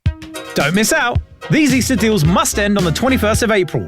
Shop the Screwfix app online or in-store. Subject to availability. See screwfix.com for full T's and C's. You could skydive out of a plane.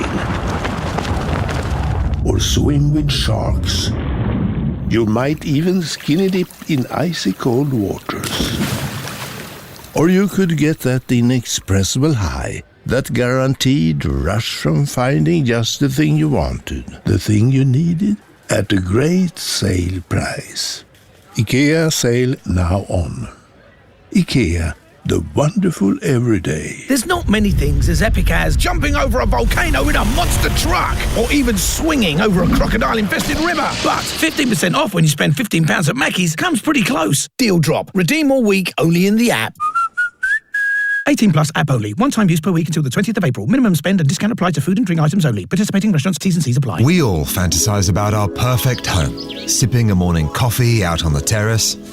Good morning, Mr. Squirrel. Morning. The kids building a treehouse in the garden. I'm living my perfect childhood. But come on, this isn't real. Listen, if you're serious about making your fantasy a reality, find out what your home is worth instantly with a free online valuation estimate.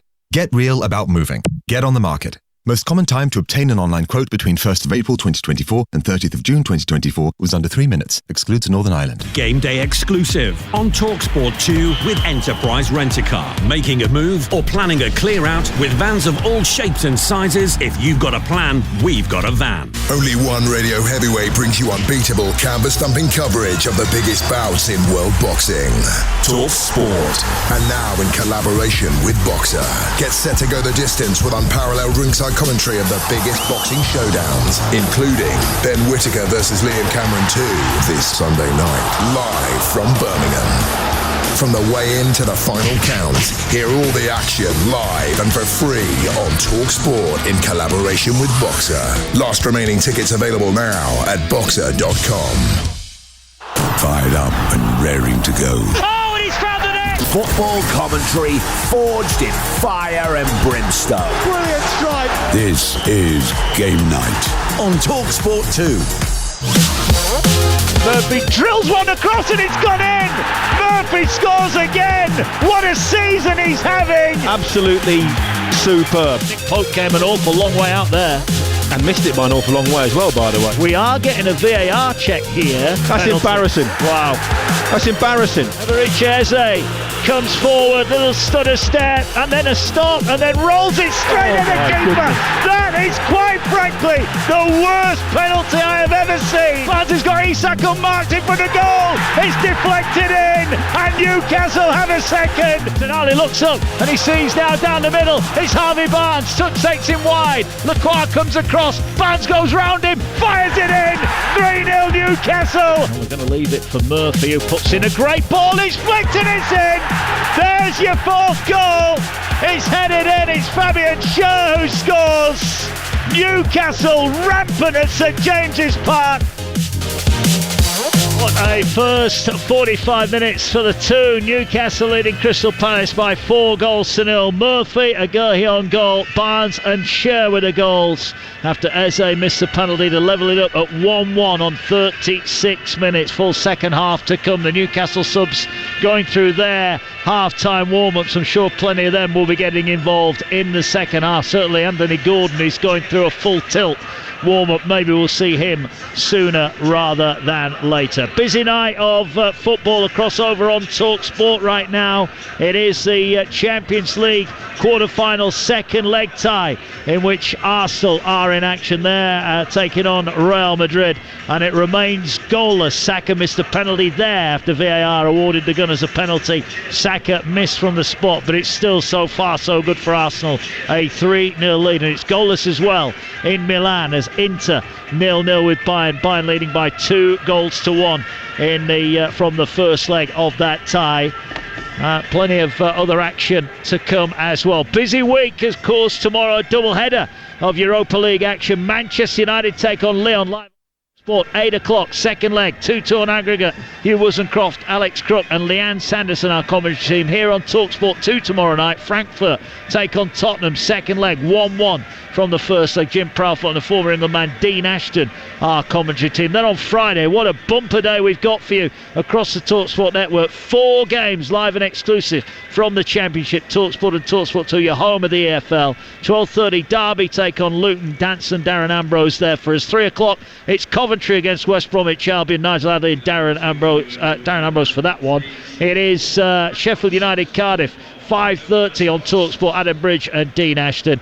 And then 8 o'clock, Leeds go to Oxford Kevin Hatchard and Courtney Sweetman-Kirk are team for that one. Busy old weekend ahead of footballing action.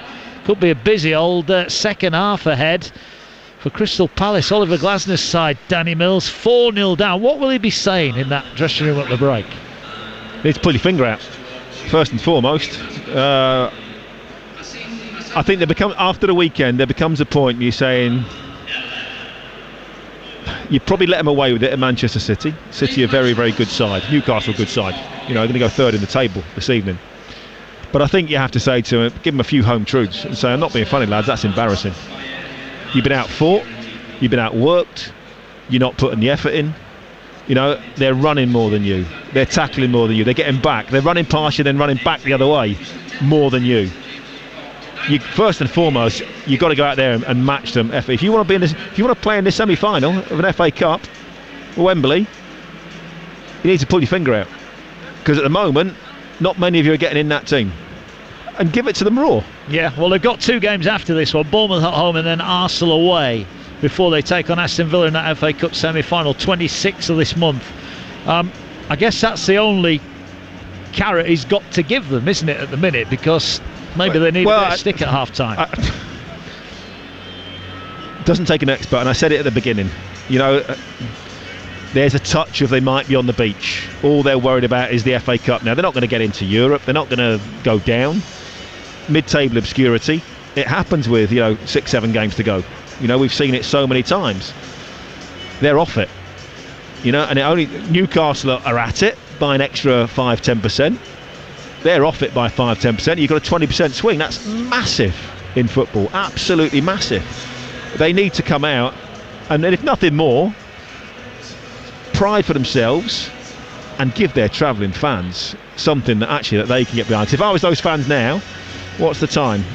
I'd be on the 9 o'clock back to London. Yeah, well, they've still got time to catch it. I mean, it was full up there. Half of them, I think, have gone to get maybe a half-time straightener, I think, just to try and recalibrate. Half of them are on the East Coast main line back down to King's Cross, telling you. Quite possibly there, maybe. 4-0 then, full second half commentary to come. It is still 0-0 in both the European ties. Inter Milan 0-0 with Bayern Munich. Real Madrid 0-0 with Arsenal. Arsenal missed that penalty. That wasn't a great penalty either. They are coming out for the second half here. They look a bit shell-shocked. We're seeing pictures of them in the tunnel. They look a bit shell-shocked coming out of the tunnel, don't they? Palace, as they make their way. Rightly so. You know, they should have a proper talking to. And that ain't good enough. If you're the manager, would you make changes at half-time, or would you say, look, you've got 10 minutes? Sometimes, I guess it's sometimes, you go, there are 2 ways of doing it. There's no right or wrong. You say, right, you've got, getting taken off at half-time is never great. But it can make a point sometimes. You know, they've been that bad, I would have been tempted to make change. Well, no, I wouldn't. Because, in this instance, you ain't getting back in the game. You ain't scoring 4. So it's almost actually, you know what? It's not about humiliation, but it's like, go on, go out there, and if you don't do it, I'm bringing you off. And you will, and I will, in front of the, you've then got to have that, almost that walk of shame, that I'm going to drag you off. There's no, if it was 2-0, and you think by making changes you can get back in the game, I would make those changes at half-time, but 4-0's too far. Well, Anthony Gordon went through an excessive warm-up at half-time, but there are no changes for either side here. So we are as we were. Newcastle defending the Gallowgate end here in this second half. They lead by 4-0. As dominant the first 40 minutes as you'll see in the Premier League this season. Eze gets us back underway, gets it back to his goalkeeper Dean Henderson, who knocks it long. Can Palace get one early? They've got a chance here. Sarr into the penalty area, then was a big push. That should have been a free kick, and it was. Henderson in goal for Palace. A back three of Richards, Lacroix and Gurhey. Munoz, Lerma, Hughes and Mitchell across the middle, with Sarr and Eze up alongside John-Philippe Mateta. For Newcastle, Nick Pope in goal, Trippier, Schur, Byrne and Livramento at the back, Joe Linton, Tonali and Bruno Guimaraes in midfield, Barnes, Isak and Murphy in the front three. I guess the only surprise, and he had a couple of chances even before the floodgates opened, is that we've not seen Alexander Isak score tonight. He'll be hoping for a goal, won't he, before he goes off? Oh, definitely. But equally, he's played his part. You know, he's caused problems.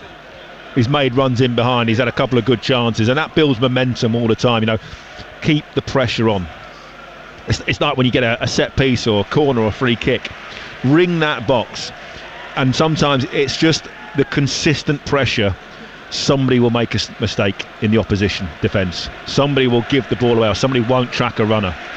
You just got to keep that continuous pressure minute after minute, and that's why defenders make mistakes. Well, Newcastle have it. They're looking to go long. Barnes is looking to get in behind here, but the ball well headed away. But picked up, and here goes Barnes again. It was Richard's header. Barnes feeds it to Livramento. He's got him down the left, puts in the cross too close to the keeper, and Henderson claims it. Quickly runs to the edge of his box, but then can't get the ball away. By the way, no one thought it was a penalty downstairs in the media room. Not a single person. And then equally, I've just said, you know what it is? They're penalties for Instagram. It is. It's almost like to get likes and, oh, look how great I am. Put the ball in the back of the net. And people might think I'm being harsh or old school, whatever. I tell you what, no. Even if they score, I don't like that penalty.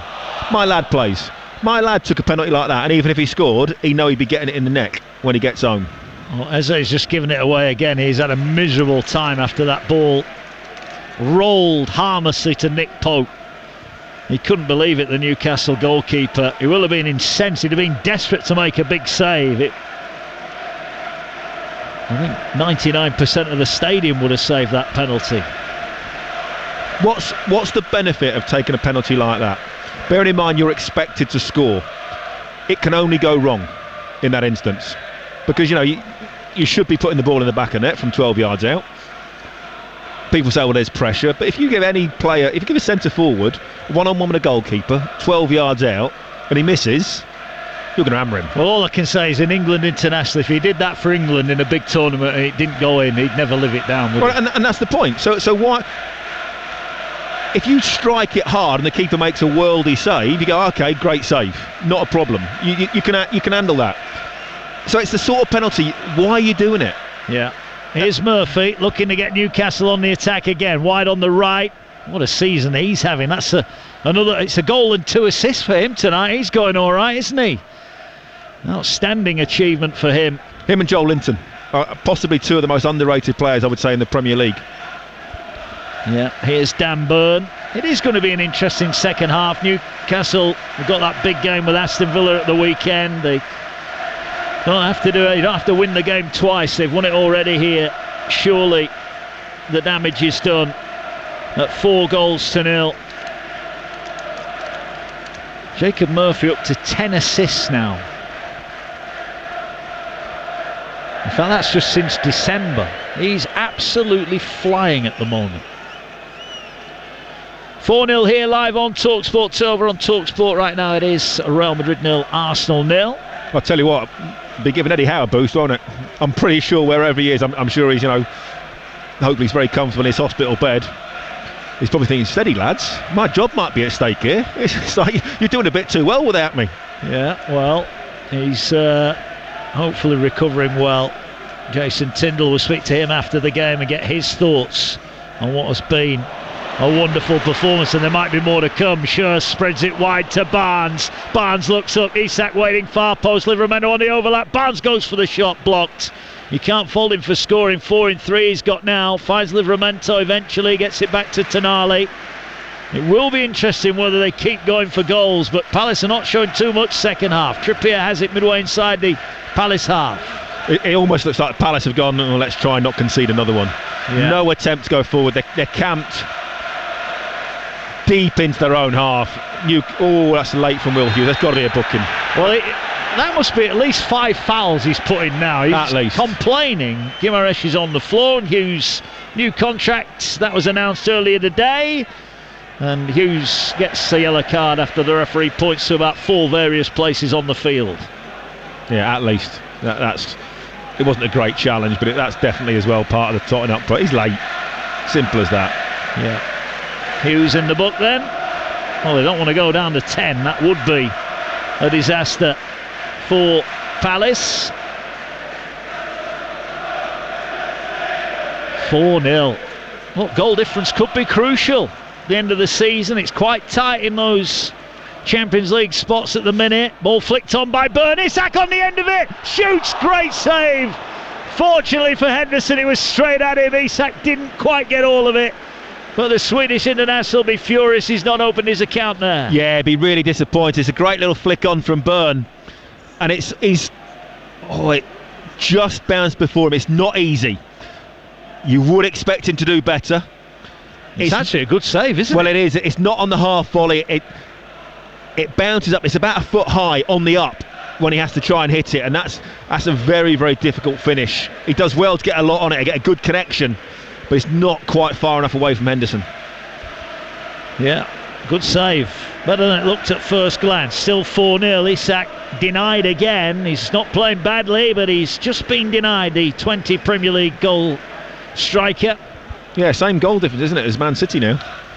Yeah, every goal counts at this stage of the season. I mean, a lot better than Forest, a fraction better than Chelsea at the moment. I mentioned they've got some tough games to come, haven't they? They go to Villa, they've got Brighton away, Chelsea at home, Arsenal away and Everton at home, as well as Ipswich at home. So they're still going to have to win their fair share of games in the run. Yeah, but the sort of form they're in, you'd expect them to win 3 or 4 of those, I would say. Chelsea's the big one, isn't it? You know, that could be Champions League decider almost like a sudden death playoff.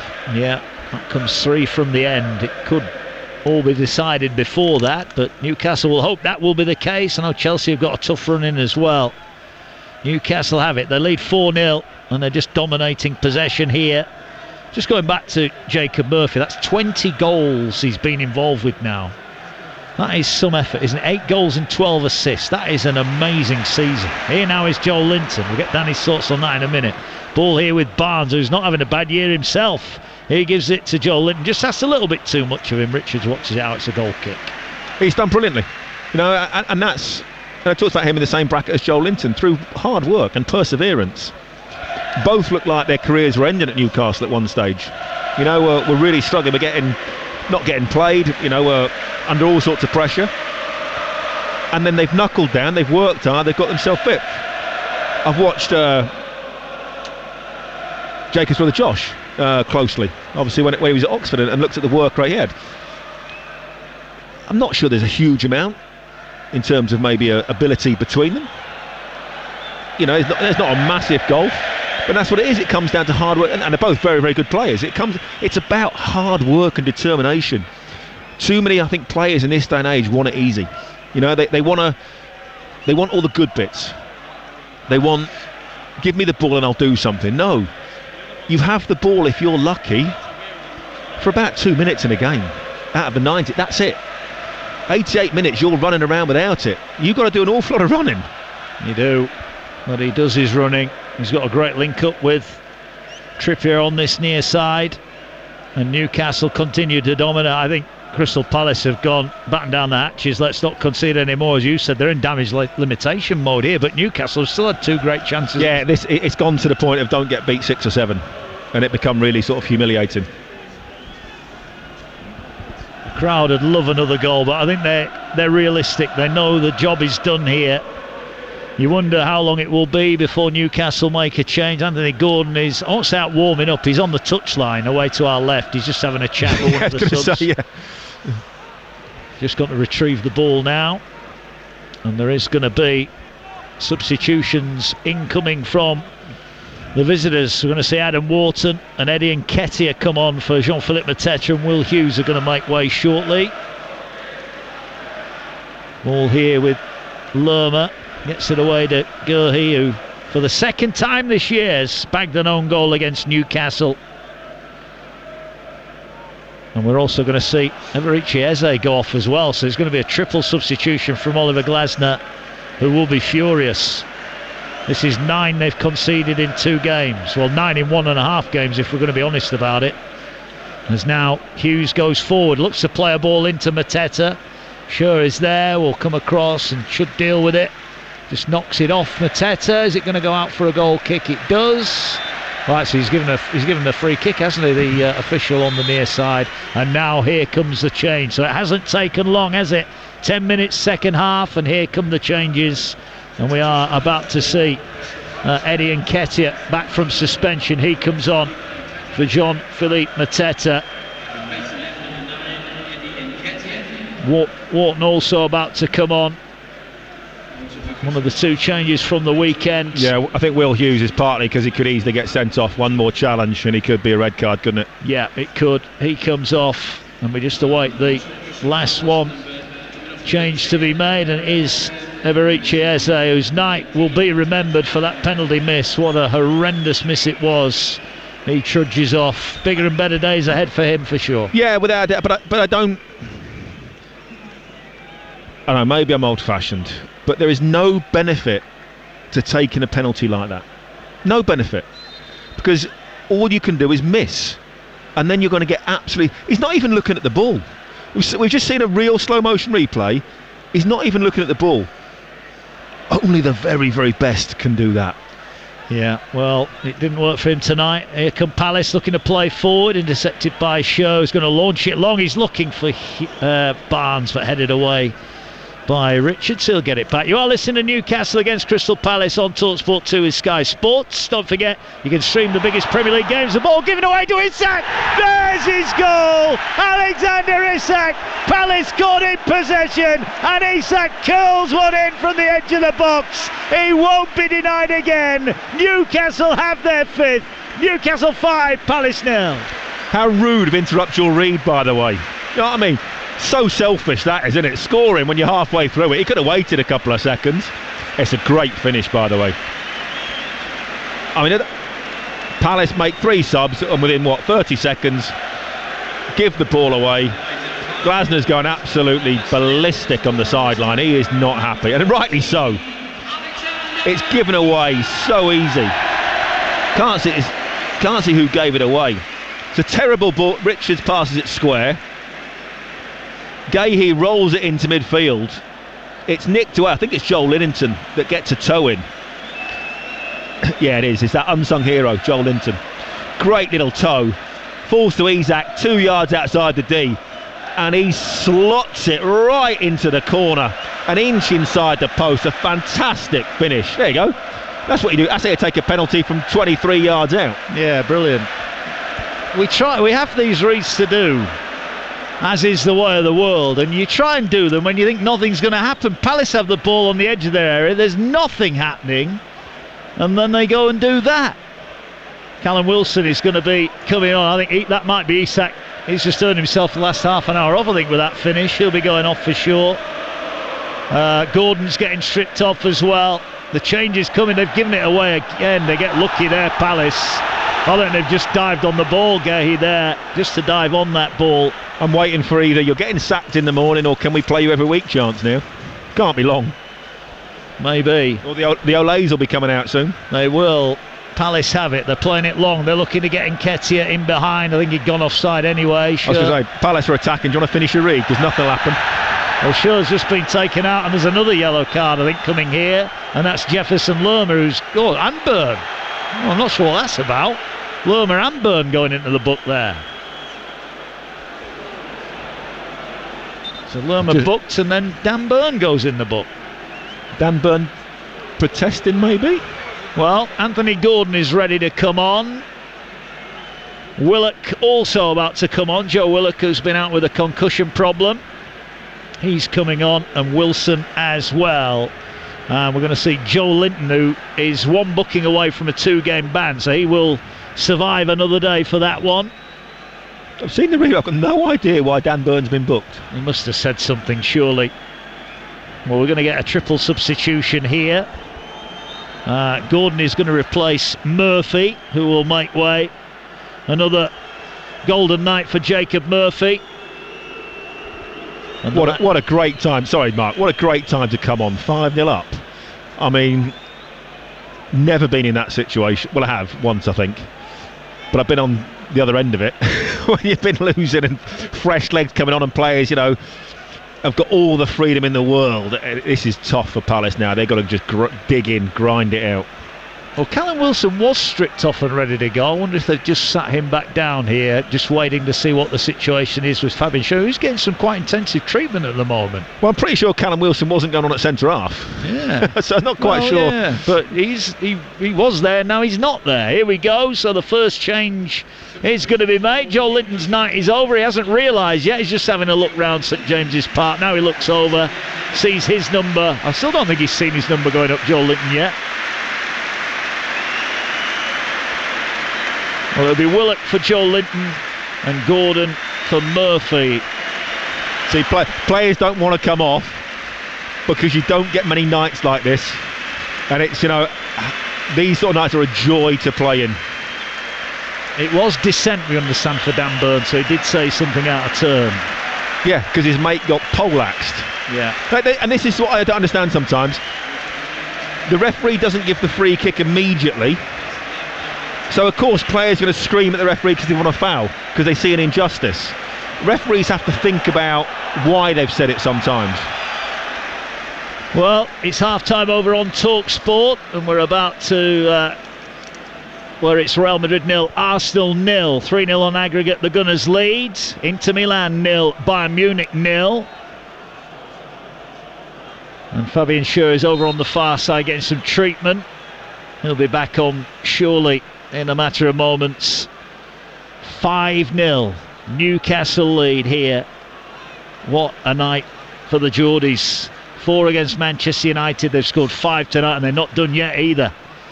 There's a ball won by Byrne, headed into midfield by Palace. Byrne tries to win it. There could be a break on here for the visitors. That's Daichi Kamada, races forward. He's got support at centre field, gets it to Sarr, tries to play it for Nketiah. He gets it to Kamada, chance for the cross from out wide. Cross comes in, Pope underneath it, and it didn't get it. It's a foul. And it's bundled behind, and the referee's given a corner. Nketiah was waiting, couldn't get the touch, and Pope is down. And I think Newcastle, like you, Danny Mills, are protesting that their goalkeeper was fouled there. It's a great little dink to the far post. But it's 2 players just jump into Pope. It's like Nat Lofthouse charging in on the goalkeeper. Sarr bashes him. And then Nketiah smacks him. You're going to give a penalty at the other end, but you're not going to give a free kick for that. I know goalkeepers are overprotected sometimes, but referee. Rubbish. Yeah, not the best. It is a corner for Crystal Palace. Big night tomorrow in Europa League, where Manchester United take on Lyon and Frankfurt take on Tottenham, live on TalkSport and TalkSport 2 respectively. Kieran Trippier is having a word with the official here.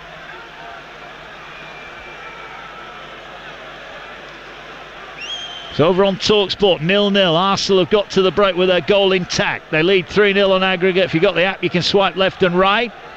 Palace are looking for a consolation. Referee blows his whistle. Here comes the corner for Palace. Going to be floated towards the far post. Pope punches That's upwards. another foul, yeah. And this time he gets the whistle and he is fouled. Well, there you go. It is still 5-0 here. Busy weekend. I was giving you that read, by the way. I never completed it. I should do it now. You're listening to Newcastle against Crystal Palace on TalkSport 2 with Sky Sports. Don't forget you can stream the biggest Premier League games available right now with no contract on Now, like Newcastle against Crystal Palace live right now. Search Now Sports for more details. Although if you're going to sign up now, you probably missed the best part of it. Maybe. 5-0 There might be Newcastle. some more goals. Ball played forward by Newcastle. Bruno Guimaraes dispossessed in midfield. Palace with Nketiah. I'd expect Palace to come back into it now a little bit. And as bizarre as that sounds, Newcastle will drop off the pace significantly. And it's actually a lot easier to play at 5-0 down than it is at 0-0. Well, there's no pressure. Yeah, exactly. The game's gone now. It's almost the result is done. Simple as that. So now even the Palace players can play without pressure because they're not coming back into this game. Yeah, but it's all right playing at 5-0, isn't it? Where was this at 0-0? Well, and that's the point. That's suddenly what the manager will say. So, oh yeah, and that sometimes goes to show you haven't quite got the mentality and the mental strength to do it when it's difficult. Well, this is a similar free kick from the position in which Murphy delivered for Fabian Schär to score the 4th goal at the end of the first half. Bet Newcastle defend it better. Well, Kamada is going to take it. Wide right, level with the right side of the penalty area. Looks to play it in now, floats it towards the penalty spot. There were a host of Palace players there, ball kept in but turned away by Trippier, and now Tonali leads the charge, heading out towards halfway, looking for an out ball. He'll feed it, trying to find over on the far side Barnes, who's gone to the right hand side now. Crunching tackle, Bruno Guimaraes. That was a strong one there on Wharton, who just looks round, and the referee will brandish a yellow card. Yeah, slid in, just mistimed it. Never really caught the player. Wharton did him a favour, to be fair. Jumped up immediately. He slides in from a distance because it was quite a big touch from Wharton. It sort of catches his trailing leg. Wharton sees him coming, pulls his leg out of the way. Yeah, he can justify a booking for that because it's very, very late, but luckily no contact. Yeah, and I'm with you there. Wharton could have made a bit of a meal of that, couldn't he? He just got straight up and got on with it.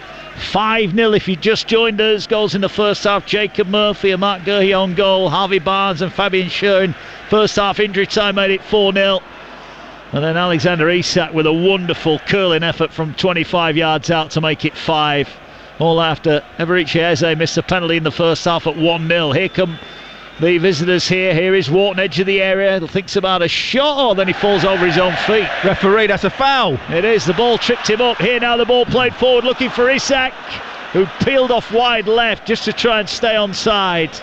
And Lacroix will get it back to his keeper, and I think Newcastle are now going to make some more changes. And I think now we're going to see Callum Wilson, who's sprinting back to the dugout. He will come on. He can't wait to get on. He's thinking, oh, come on, just give me a few balls in behind.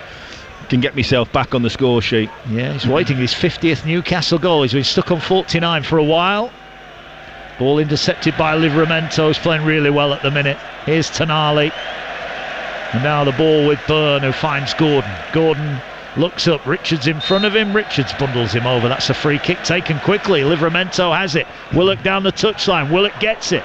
Willock now heading off towards the edge of the Palace box. Backs himself to go past Lacroix. Didn't back himself to cross it on his left foot though. And now he's short of room. He's still going, and then a slip. And he earns a corner after it goes off Lacroix and behind for a Newcastle corner. Quite a few players slipping, isn't there? And I think it is. It's down to there's been a bit of growth on the grass the last week or so, but a bit of warmth, bit of sunshine, even up here in Newcastle. So you get a bit. It's been very dry as well. They're firm pitches, and then all of a sudden you put a bit of water on the top, and it becomes very, very slippery and greasy. We're about to see Callum Wilson coming on for Harvey Barnes, and Sean Longstaff will replace Bruno Guimaraes, whose yellow card might just cut his night short before it turns into anything more serious than that. Corner for Newcastle, looking for a 6th goal. Still 22 minutes remaining here on TalkSport 2.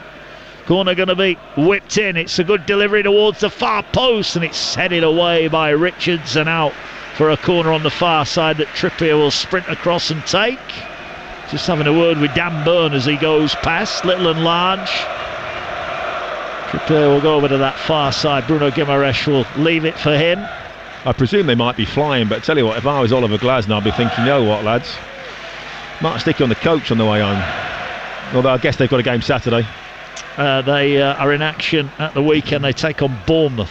That Saturday or Sunday? I will tell you in a moment. Sorry, I've asked you a question. No, I think that is Saturday. Yeah, the 19th. Yeah, that might be the only reason they fly back. If not, I'd have stuck them on the coach for 7 hours. Ball played to the edge of the area. Tonali on the volley. He's going to hit it. And it's blocked. And now the break could be on for Palace. Well, the ball was perfect for him. Pope will come out and collect this one to stop the counter. Well, everyone was waiting there for that Paul Scholes finish from the edge of the box. He hit it well, but it was blocked by Palace. Yeah, not quite. I mean, Tonali's good, but Paul Scholes was exceptional. Used to watch him in training with England doing that. Brian Kidd would just chip balls to the edge of the box, and I swear he would smash the life out of the ball into the side netting every time. Even when he caught one wrong on the end of his toe, and you'd be thinking, we're all sort of there wincing, going, oh my goodness, that's like normally 3 weeks out with a bad ankle. It would still go straight in the corner. Absolute unbelievable striker of the ball. Here's Livramento. Newcastle are waiting to make the change. Callum Wilson is stripped and ready to go. Here's Anthony Gordon down the left on halfway. Newcastle 5-0 up, going third in the Premier League tonight. 5 points clear of Chelsea in 6th. Great pass from Bruno Guimaraes. Gets it away to Trippier. Trippier now slides it down the channel for Isak. Isak across goal, and Gordon arriving just too late. Henderson down, saves, and we'll get the ball back. Palace have given up, haven't they? They had a bit of a flurry, didn't they, at the start of the second half, and they just offered nothing. Yeah, I mean, it's been really, really poor from them.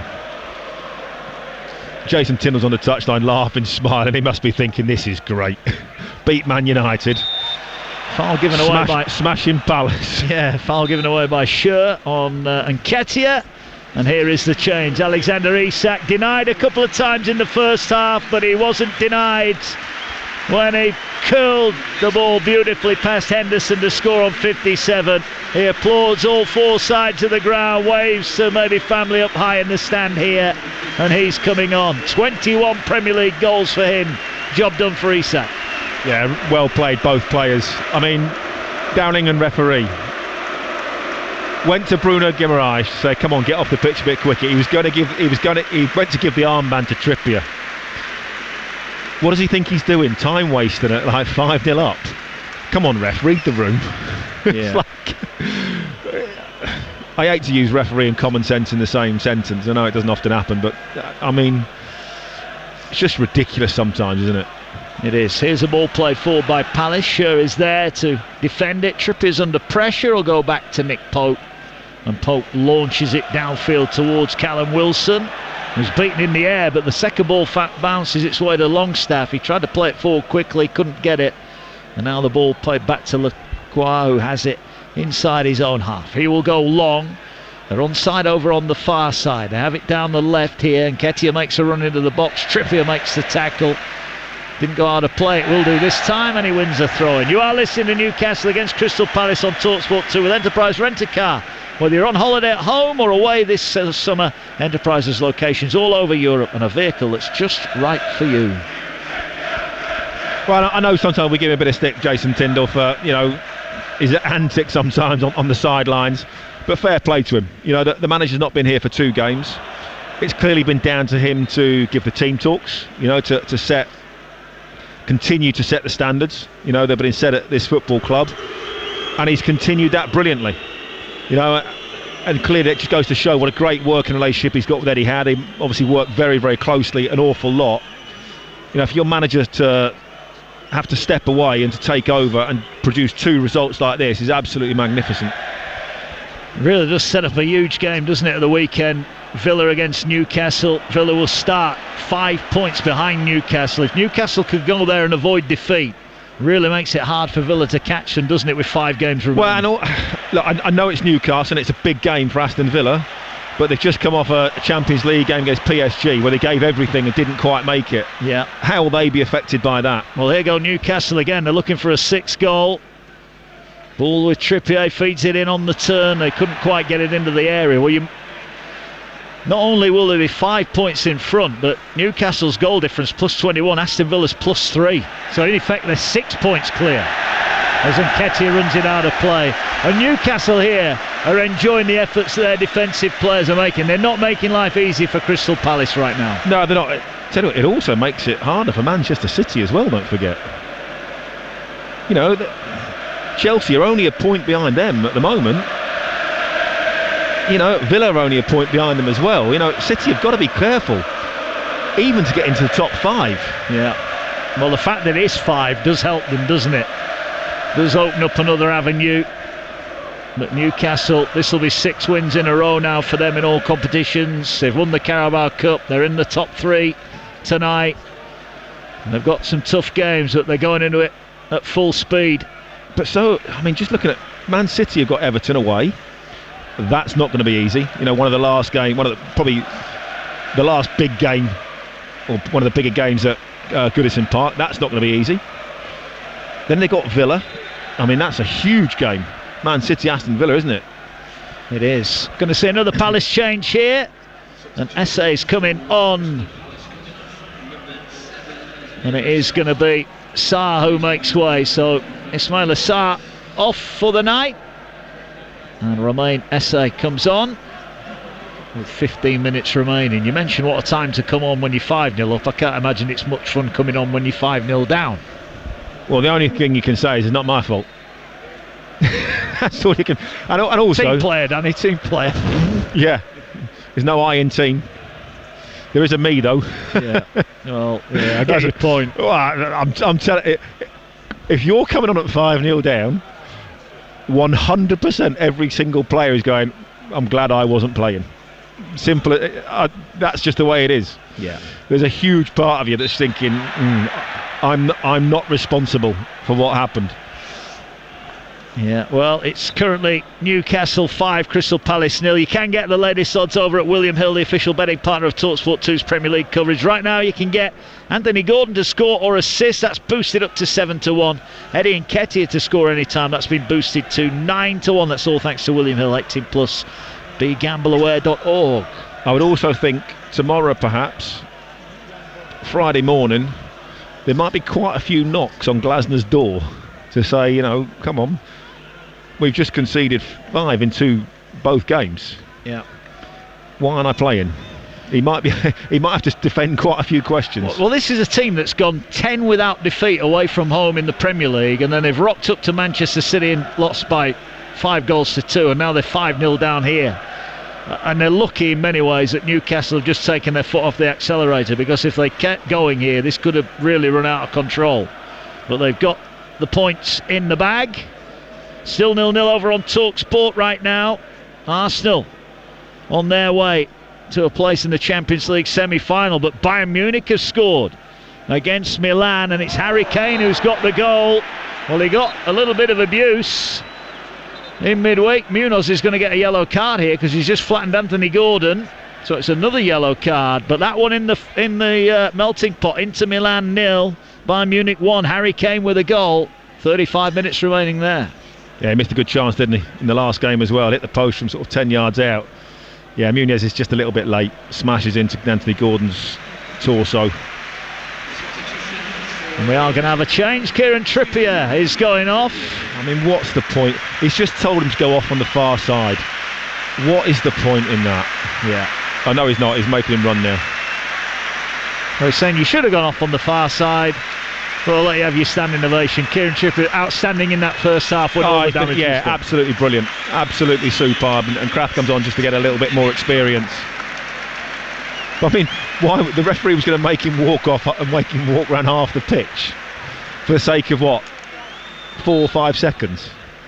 Well, Kieran he'd have got a longer ovation, wouldn't he? He would not have wanted to walk that extra 300 yards.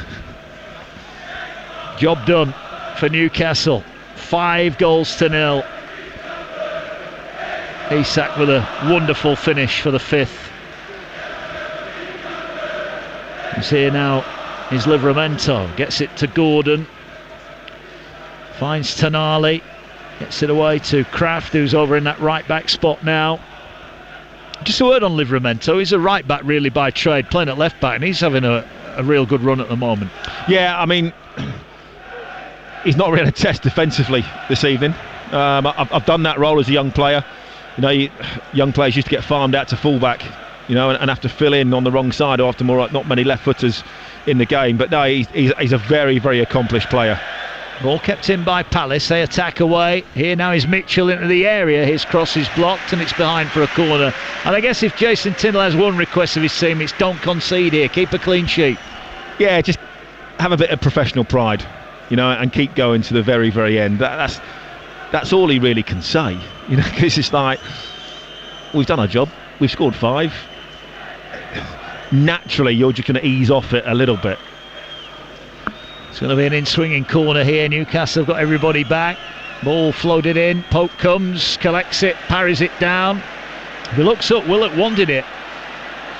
Just hangs on to it. Eventually he'll bowl it out to Sandro Tonali. He finds Willett. Gordon's made a good run. Can he find him? He does find Gordon. Gordon down the left. Plenty of Palace defenders coming back.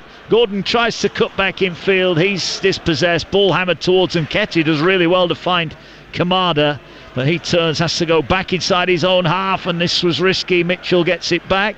Mitchell over halfway, looks to send it over the top, and Nketiah, but here comes Nick Pope, who slams it high into the night sky, and one bounce out of play over on the far side. Jason Tindall applauds his goalkeeper for being alert. 5-0 inside the final 10. You're live on TalkSport 2. Don't forget, what a night tomorrow night. Manchester United Leon, second leg, all level there. Hugh Wozencroft, Alex Crook, Leanne Sanderson, our commentary team. TalkSport 2, Frankfurt against Spurs, second leg, all level there as well. Jim Proudfoot and the former England man Dean Ashton. Got the Sports Bar coming up over on TalkSport tonight. Jamie O'Hara and Jason Cundy will be talking you through the night, taking your calls if you want to get involved. 03717223344. Might be some Palace fans want to have a word about that. And the Sports Breakfast tomorrow, Alan Brazil and Gabby Agbonlahor from 6 o'clock tomorrow morning, followed of course by White and Jordan on TalkSport. If you got the app, you can take them out and about wherever you go and have a listen. I'm sure the lads on the Sports Bar will have plenty to say about this Palace performance tonight, and maybe about those 2 penalties as well. Ball played out wide, a chance to get in behind. Is that a foul? No, it's not. Kraft will pick the ball up and brings it forward. You don't like to say it, Danny. It's been a no contest, hasn't it, tonight? Yeah, the Crystal Palace just haven't turned up. Simple as that. They've been absent. Missing in action, whatever you want to call it. Attitude has been all wrong from the very, very start. Ball played down the channel. Here's Livramento. Getting some more metres into those legs. Wilson waits with Willock in the middle. Here is Willock. Lays it back to Gordon. Back to Livramento. Turned down a bit of a blind alley. Ball will break to Willock, who's on. No, he won't. I was going to say, I thought he was offside, but again, the flag took an eternity to go up there. Over on the far side, it will be a free kick. There is a Newcastle player who's just gone down here. Is that Livramento? Yeah, just caught. Might have just opened up his ankle a little bit in that challenge as it came in. You made a point even before we kicked off about the fact that Palace might be 5% off it tonight. You also made a point. I was wrong. It's about 50%. Yeah, it probably is. But you also made a point about Newcastle. How many times we come expecting a big performance and teams don't deliver it. They have delivered again tonight, haven't they? Yeah. I think, was it here? I can't remember. I was here. I can't remember the game. It ended up 3-3. Was it? I think it was Liverpool. Yes, we were here. Yes. Yeah. They were outstanding in that first half. Yeah, they were. They played exactly like they did this evening. Maybe they didn't end up getting the result. Liverpool obviously a much better side than Palace, but they started in the same vein. It was front foot football, trying to get the ball forward. Playing with speed and pace, breaking the lines all the time. So this is not something new from Newcastle. This is a accumulation of matches, training, continuously working at it. Yeah, here's Tonali, gets it wide. It was a bit of an awkward ball for Barnes, but he got something on it. Gets it back off Kraft. Here is Tonali. Bit of interchange of passing. Eventually they'll turn the ball over and Palace have it back deep inside their own half. 5-0, 83 on the clock, live on TalkSport 2. Mark Wilson, Danny Mills with you here up on Tyneside as Palace come forward looking for a consolation, and Ketia lays it back to Wharton. Wharton looks round, there's nothing coming down the right hand side of the field. He goes back to Kamada, the substitutes linking up here. Yeah, there's a few players don't want the ball now. Yeah, here's a chance to get the ball into the area. Tonali goes across and screams the danger. Esse has it, gets it back. Here's Gurhey now, back to Lerma, looks for the give and go. Ball falls to Kamada, chance to shoot. Willett gets a foot in. Palace players getting in each other's way. Falls to Lerma, edge of the box, fires it into the area, and it's miscontrolled and played away and out of danger by Newcastle, who lead courtesy of goals in the first half from Jacob Murphy, a Gurhey own goal, and then 2 goals in added on time for Barnes and Scher before Alexander Isak fired one in. The final change for Oliver Glasner's side, Justin Delaney comes on for Jefferson Lerma, who was in the book early on tonight. He gets a few boos as he makes his way off. Inter have got a goal against Bayern, so it's 1-1 on the night, 3-2 on aggregate. Inter Milan lead, Bayern 3-2 on aggregate. Still goalless on TalkSport. Real Madrid Arsenal, that'll do the Gunners. They are 3-0 up from the first leg last week. I just had a quick look at the stats in that game. Real Madrid have not had a shot on target yet. 70% possession, not a single shot on target. That's phenomenal. It is. You'd think they'd be shooting from everywhere. Well, you would, wouldn't you? But not happening tonight for them. Their miraculous form in the Champions League might just come up dry this time. Here's Gordon, leaves it for Willock, who tried then to feed it back to Gordon. Here's Wharton coming forward. Gets it away now. Devaney will play it out wide, looking to get in behind Kraft, who slipped but still won the challenge. And the ball finds Tonali, who finds Barnes. And now there could be a chance for a Newcastle attack. Ball over the top, looking for Wilson. Headed away though by Lacroix. And the ball back with Wharton inside the Palace half. Once again they're looking to break. Ball going forward down the left. Here's Kamada. Kamada feeds it to Nketiah. Nketiah into the area. Shot! Side netting. I think Inter might have scored another one. My app's gone early. Might be a VAR one, but you look at your screen. Yeah, we'll find out. Izzy's looking at her screen very, very quickly. You must have better Wi-Fi at that end of the bench. Waiting for confirmation. I pay for mine, that's why. Pay for it. 4 minutes remaining here. Newcastle 5, Palace 0. Newcastle going third in the Premier League, cranking up the pressure. What a game it is. It is 2-1. Danny was right. Inter have scored 2 in quick succession to lead Bayern. 2 in 3 minutes they've scored. Yeah. Still goalless, Real against Arsenal. Ball towards Wilson. I think Callum Wilson would have liked to get on a bit early, wouldn't he, when Newcastle was still at it? They'd put the cue on the rack, but not far away. It looked like he was going to come on, didn't it? And then for some reason, Fabian Schär went down and they decided not to put Callum Wilson on it, and I couldn't quite work out why. Yeah, they still had 3 subs left, didn't they? It wouldn't have made any real impact, would it? But they waited. And if it was a head injury, you get an extra concussion sub anyhow, don't you? Yeah. Here's Gordon. Well, he's having to be patient, Anthony Gordon. He's fit again now. Had to make do with a sub appearance against Manchester United. Harvey Barnes got 2. He's got another one tonight. Well, and that's what happens. Stupid sending off. You know, you find yourself out of the team. You miss the cup final. A team that's pushing for Champions League have won a cup. You know, Anthony Gordon will be thinking now looks an even worse decision to get himself sent off. Yeah, it is. I'm sure he'll have a big part to play on the run-in as Newcastle look to gain Champions League football again. Here's Willock on the half-turn. Pass just under hit, but wins the challenge. It's out for a throw. And that's been the good thing about Newcastle tonight. Even when the passes have gone awry, they've been fired in and he's just won it straight back. And the ball played forward by Tonali just curls away from Wilson. And it's side-footed away by Henderson. But Newcastle is still winning the 50-50 challenges. Well, I think Newcastle are summed up by Joel Linton and Jacob Murphy. You know, first and foremost, it's about work rate. It's about hard work. It's about athleticism. And then you let your quality do the talking after that. Those two epitomise what Newcastle are all about. I think they've used 24 players all season in the Premier League, Newcastle, and that shows they've got a tight group. They all know what's required of them to get in and stay in the team, and they all know what the drill is. They are a well-drilled team, aren't they? Well, I also say well done to the medical staff and well done to the sports scientists, well done to the coaches. I think there are a lot of teams that have suffered an awful lot of injuries this season, and a lot of that has to come down to training. Yeah. You know, they has to take a huge responsibility for that. You know, I think a lot of players are under-trained. Ball into the area. Pope comes to collect it. He has it. We're inside the final 90 seconds here, the 90 minutes. I think Palace and their fans, and credit to them, there's not many left, if any, up high over there. They'll be hoping there's not too much added on time. Well, they must be on buses, I'm guessing. Maybe. I'm trying to think what the last train is. I think they might have missed it. No, seriously, I think... I know. Because I know that the last train from York, I think, is 10 o'clock. And it's a good hour 20 from here on the train, so that they must be going on buses, I'd have thought. That'll be a long way home tonight. Well, exactly. The buses aren't going to leave early, are they? No. Bournemouth at home, Arsenal away to come before that semi-final date with Aston Villa at Wembley in the FA Cup. That'll be live on TalkSport, of course. What about the Championship? Danny, I've not got your thoughts on that. Who's going to go? Well, Sheffield United appear to have blown it, don't they, late in the day? Yeah, well, obviously it was a surprise loss. Obviously you thought Leeds had blown it, and then of course Sheffield United lose to Oxford, you know, which was a big surprise. And then Sheffield United don't win again, and all of a sudden... slip, chance for Wharton, is it on goal? Pope comes out, and then there's a slip from Nketiah.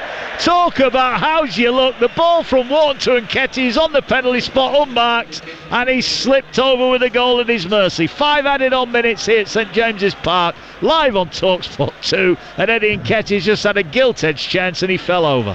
It's like an ice rink out there, isn't it? It's unbelievable. The amount of players that have slipped over this evening. Wharton did Pope a favour, by the way, because he could have gone down there. He could have left the leg, gone down, and the referee would have probably had to give a penalty. Yeah.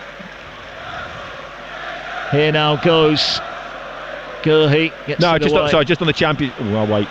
Well, the chance on the edge of the area here. Palace trying to work their way through. Ball fired there by Nketiah, and Pope just stood tall, let the ball hit him, and it bounces away. And it's back with Palace, who are looking for a late consolation here. Chance from the edge of the box. Kamada's shot's blocked. Gordon will go chase it down. Ball's played back, and here is Lacroix nearer the halfway line. Palace try and lay it on to get, well, scant consolation, but that move comes to nothing, and now the break definitely is on for Gordon. If he wants to put the foot down here, he's only got Richards in front of him. Wilson peels off to the right. Gordon goes for the curler, didn't quite curl it enough, and it's just wide of the far post. Yeah, it's opened up his foot and just blocked it right a little bit. Didn't get the bend that he needed, but almost another breakaway. But yeah, Championship especially, I think you'd expect Leeds and Burnley to go up now. Burnley have this in it, unbelievable ability to grind out results. So I think they will go up. Obviously, Friday's huge. Well, it is. We've got Derby Luton, so that's a massive game at the bottom. That kicks things off at 12:30. Then that's on TalkSport 2. Then we're at Coventry against West Brom. Two teams fighting it out for the playoff spots. Then we've got Sheffield United Cardiff at 5:30 live and exclusive on TalkSport. And we round off today Oxford against Leeds. Leeds looking to cement their place in the top two in a Premier League return. And of course that's 8 o'clock. So by then they will know. If Sheffield United don't beat Cardiff, obviously Cardiff fighting for their lives down at the bottom, it's almost done and dusted. It is at that stage. And bearing in mind on Monday, Burnley Sheffield United live on TalkSport 2. I mean, Leeds probably could be promoted Monday, I think, at the earliest. Yeah, is it? They could be. Could be. You'll hear it all on the TalkSport network. Make sure you've got the app downloaded. Swipe left and right between TalkSport and TalkSport 2. It has been a demolition job tonight for Newcastle. They thrashed Manchester United here at the weekend, and they have battered Palace into submission here with 5 goals unanswered.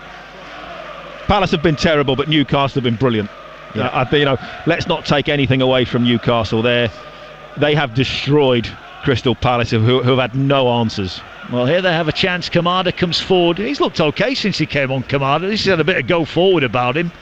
Gets it away on the far side. Well, he came on at 4-0 and it was 3 seconds later it was 5, and then like I said, it's Newcastle tough. Have taken their foot off the gas, and it's quite easy to play at 5-0 down. There's no pressure. Yeah. No expectation either. No. Here's Munoz. Will get reaction to come from Oliver Glasner and Jason Tyndall, who will be in charge at Villa Park on Saturday. Ball whipped in from the Palace left. Schur is there to clear it away. And Palace, who are having more of the ball laid on here, but they're not doing a great deal with it. Ball out of play over on the far side. Of all the goals as they go on Saturday, with Adrian and the team on TalkSport as ever. Palace looking for a late consolation. 4 of the 5 added on minutes have now been played. Ball floated in. Byrne just volleys it away. Lacroix will get it back under pressure from Wilson. Plays it into the edge of the area. Willett went down. Referee's happy to let play go on. Then Tonali gets upended, and that'll be a free kick. And we're inside the final 60 seconds of the 5 added on minutes. Not quite sure why the referee put 5 up. I think no one would have complained at 3, would they? Certainly Palace players wouldn't have done. No.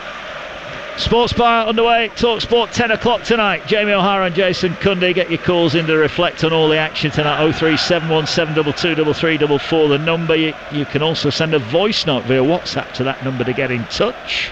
I think there could be a few "Where are you, Simon Jordans?" No, you said that, not me. Still 0-0, Real Madrid Arsenal. Well, Palace have been a bit like Simon this evening, haven't they? All bark, no bite. Well, I don't think they've barked particularly loudly either, have they? Before they did, coming in with a record of in a great run of form, talked themselves up a bit. Yeah, here's Gordon. Foul given. No, that's the final whistle. Newcastle up to 3rd in the Premier League as they close in on a Champions League return. Not content with the Carabao Cup. They want European football at the elite level to go with it. Jacob Murphy got them underway. His 8th goal of the season. He fired in from an acute angle to beat Henderson. Then probably the deciding moment of the match. Nick Pope, after a lengthy VAR intervention, was adjudged somewhat harshly to have given away a penalty that Eberici Eze made an absolute mess of. The sudden run-up, he got it all wrong and he rolled it harmlessly to Pope's left, who couldn't believe it as he fell on it and picked the ball up. Mark Gurhey turned into his own net for the 2nd time this season after good work from Harvey Barnes. Going in to add it on time, it was 2-0. Barnes himself on the breakaway raced away and lashed a shot in the far post, 3-0. And just before the break, Murphy with another assist made it 4-0 after Shirt turned in the header. There has been a goal, by the way, over on TalkSport, and Arsenal surely now are going into the semi-finals of the Champions League. Saka with a goal. Missed a penalty early on. That wasn't pretty either, but he has scored now. Arsenal lead by a goal to 0 over on TalkSport. They're 4-0 up on aggregate. It was 4-0 here at the break as well. And Alexander Isak with a wonderful curling 25-yard shot after good work winning the ball back from Joel Linton. Palace huffed and puffed second half, but never really threatened Nick Pope's goal.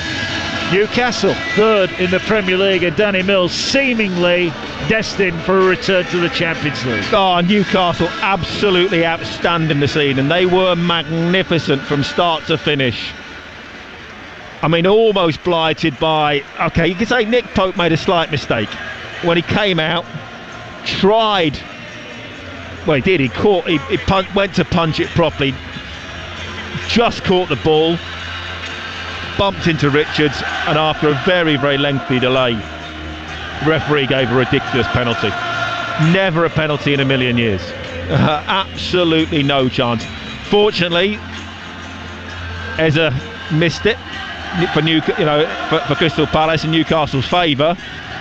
If that goes in, it can be a different game. Who knows? And you have to say at that point, not what Newcastle's worth, and the referee could have easily spoiled it with a really bad decision. But Newcastle stuck to their guns and their way of playing, and they were just absolutely superb. They tormented Crystal Palace this evening. Absolutely tormented them. Palace summed up by Eze's penalty. Poor. Very poor indeed. Right, before we let you go, Danny, we now need to pick our player of the match with Enterprise Rent-A-Car. Man of the match on TalkSport 2 with Enterprise Rent-A-Car. Whether you're on holiday, at home or away this summer, Enterprise has locations all over Europe and a vehicle that's just right for you. So, Danny, who are you going for as our player of the match? I'm guessing it's someone who played in black and white. Yeah, you might be right. I mean, they were absolutely outstanding this evening, Newcastle. Could pick several players, but I've got to give it to Murphy. He was absolutely brilliant. That first goal, I wasn't convinced at first look. Seen the replay, there's only one thing he's got in his mind when he gets played in down that right-hand side. He smashes it into the near post. Top corner of the net. Absolutely magnificent. Had a hand in 2 other goals as well. He was superb this evening. So underrated, I think. He was man of the match by some distance. That was our player of the match with today's game with Enterprise Rent-A-Car. Man of the match on TalkSport 2 with Enterprise Rent-A-Car. Making a big move or planning a clear out with vans of all shapes and sizes. If you've got a plan, we've got a van. Maybe the job over on TalkSport is not quite yet done. Vinicius Junior's got a goal back for Real Madrid. 22 minutes remaining there. 1-1 on the night. 4-1 on aggregate to the Gunners. You can follow it right now live over on TalkSport. Don't forget as well, coming up tonight, the Sports Bar. You might want to have your say on Newcastle racing towards the Champions League spots. Palace poor. Can they turn their season round at Wembley in a couple of weeks' time? Get your calls in to Jamie O'Hara and Jason Cundy to reflect on tonight's action. 03717 223344. Coming up next, it is Cult Heroes here on TalkSport. So our thanks to Danny. Safe journey home to you, Danny. Newcastle dominant here at the weekend. They've been even better tonight. They've brushed aside Palace and gone 3rd in the Premier League, scoring 5 in the process. It ends at St James's Park. Newcastle 5, Crystal Palace 0.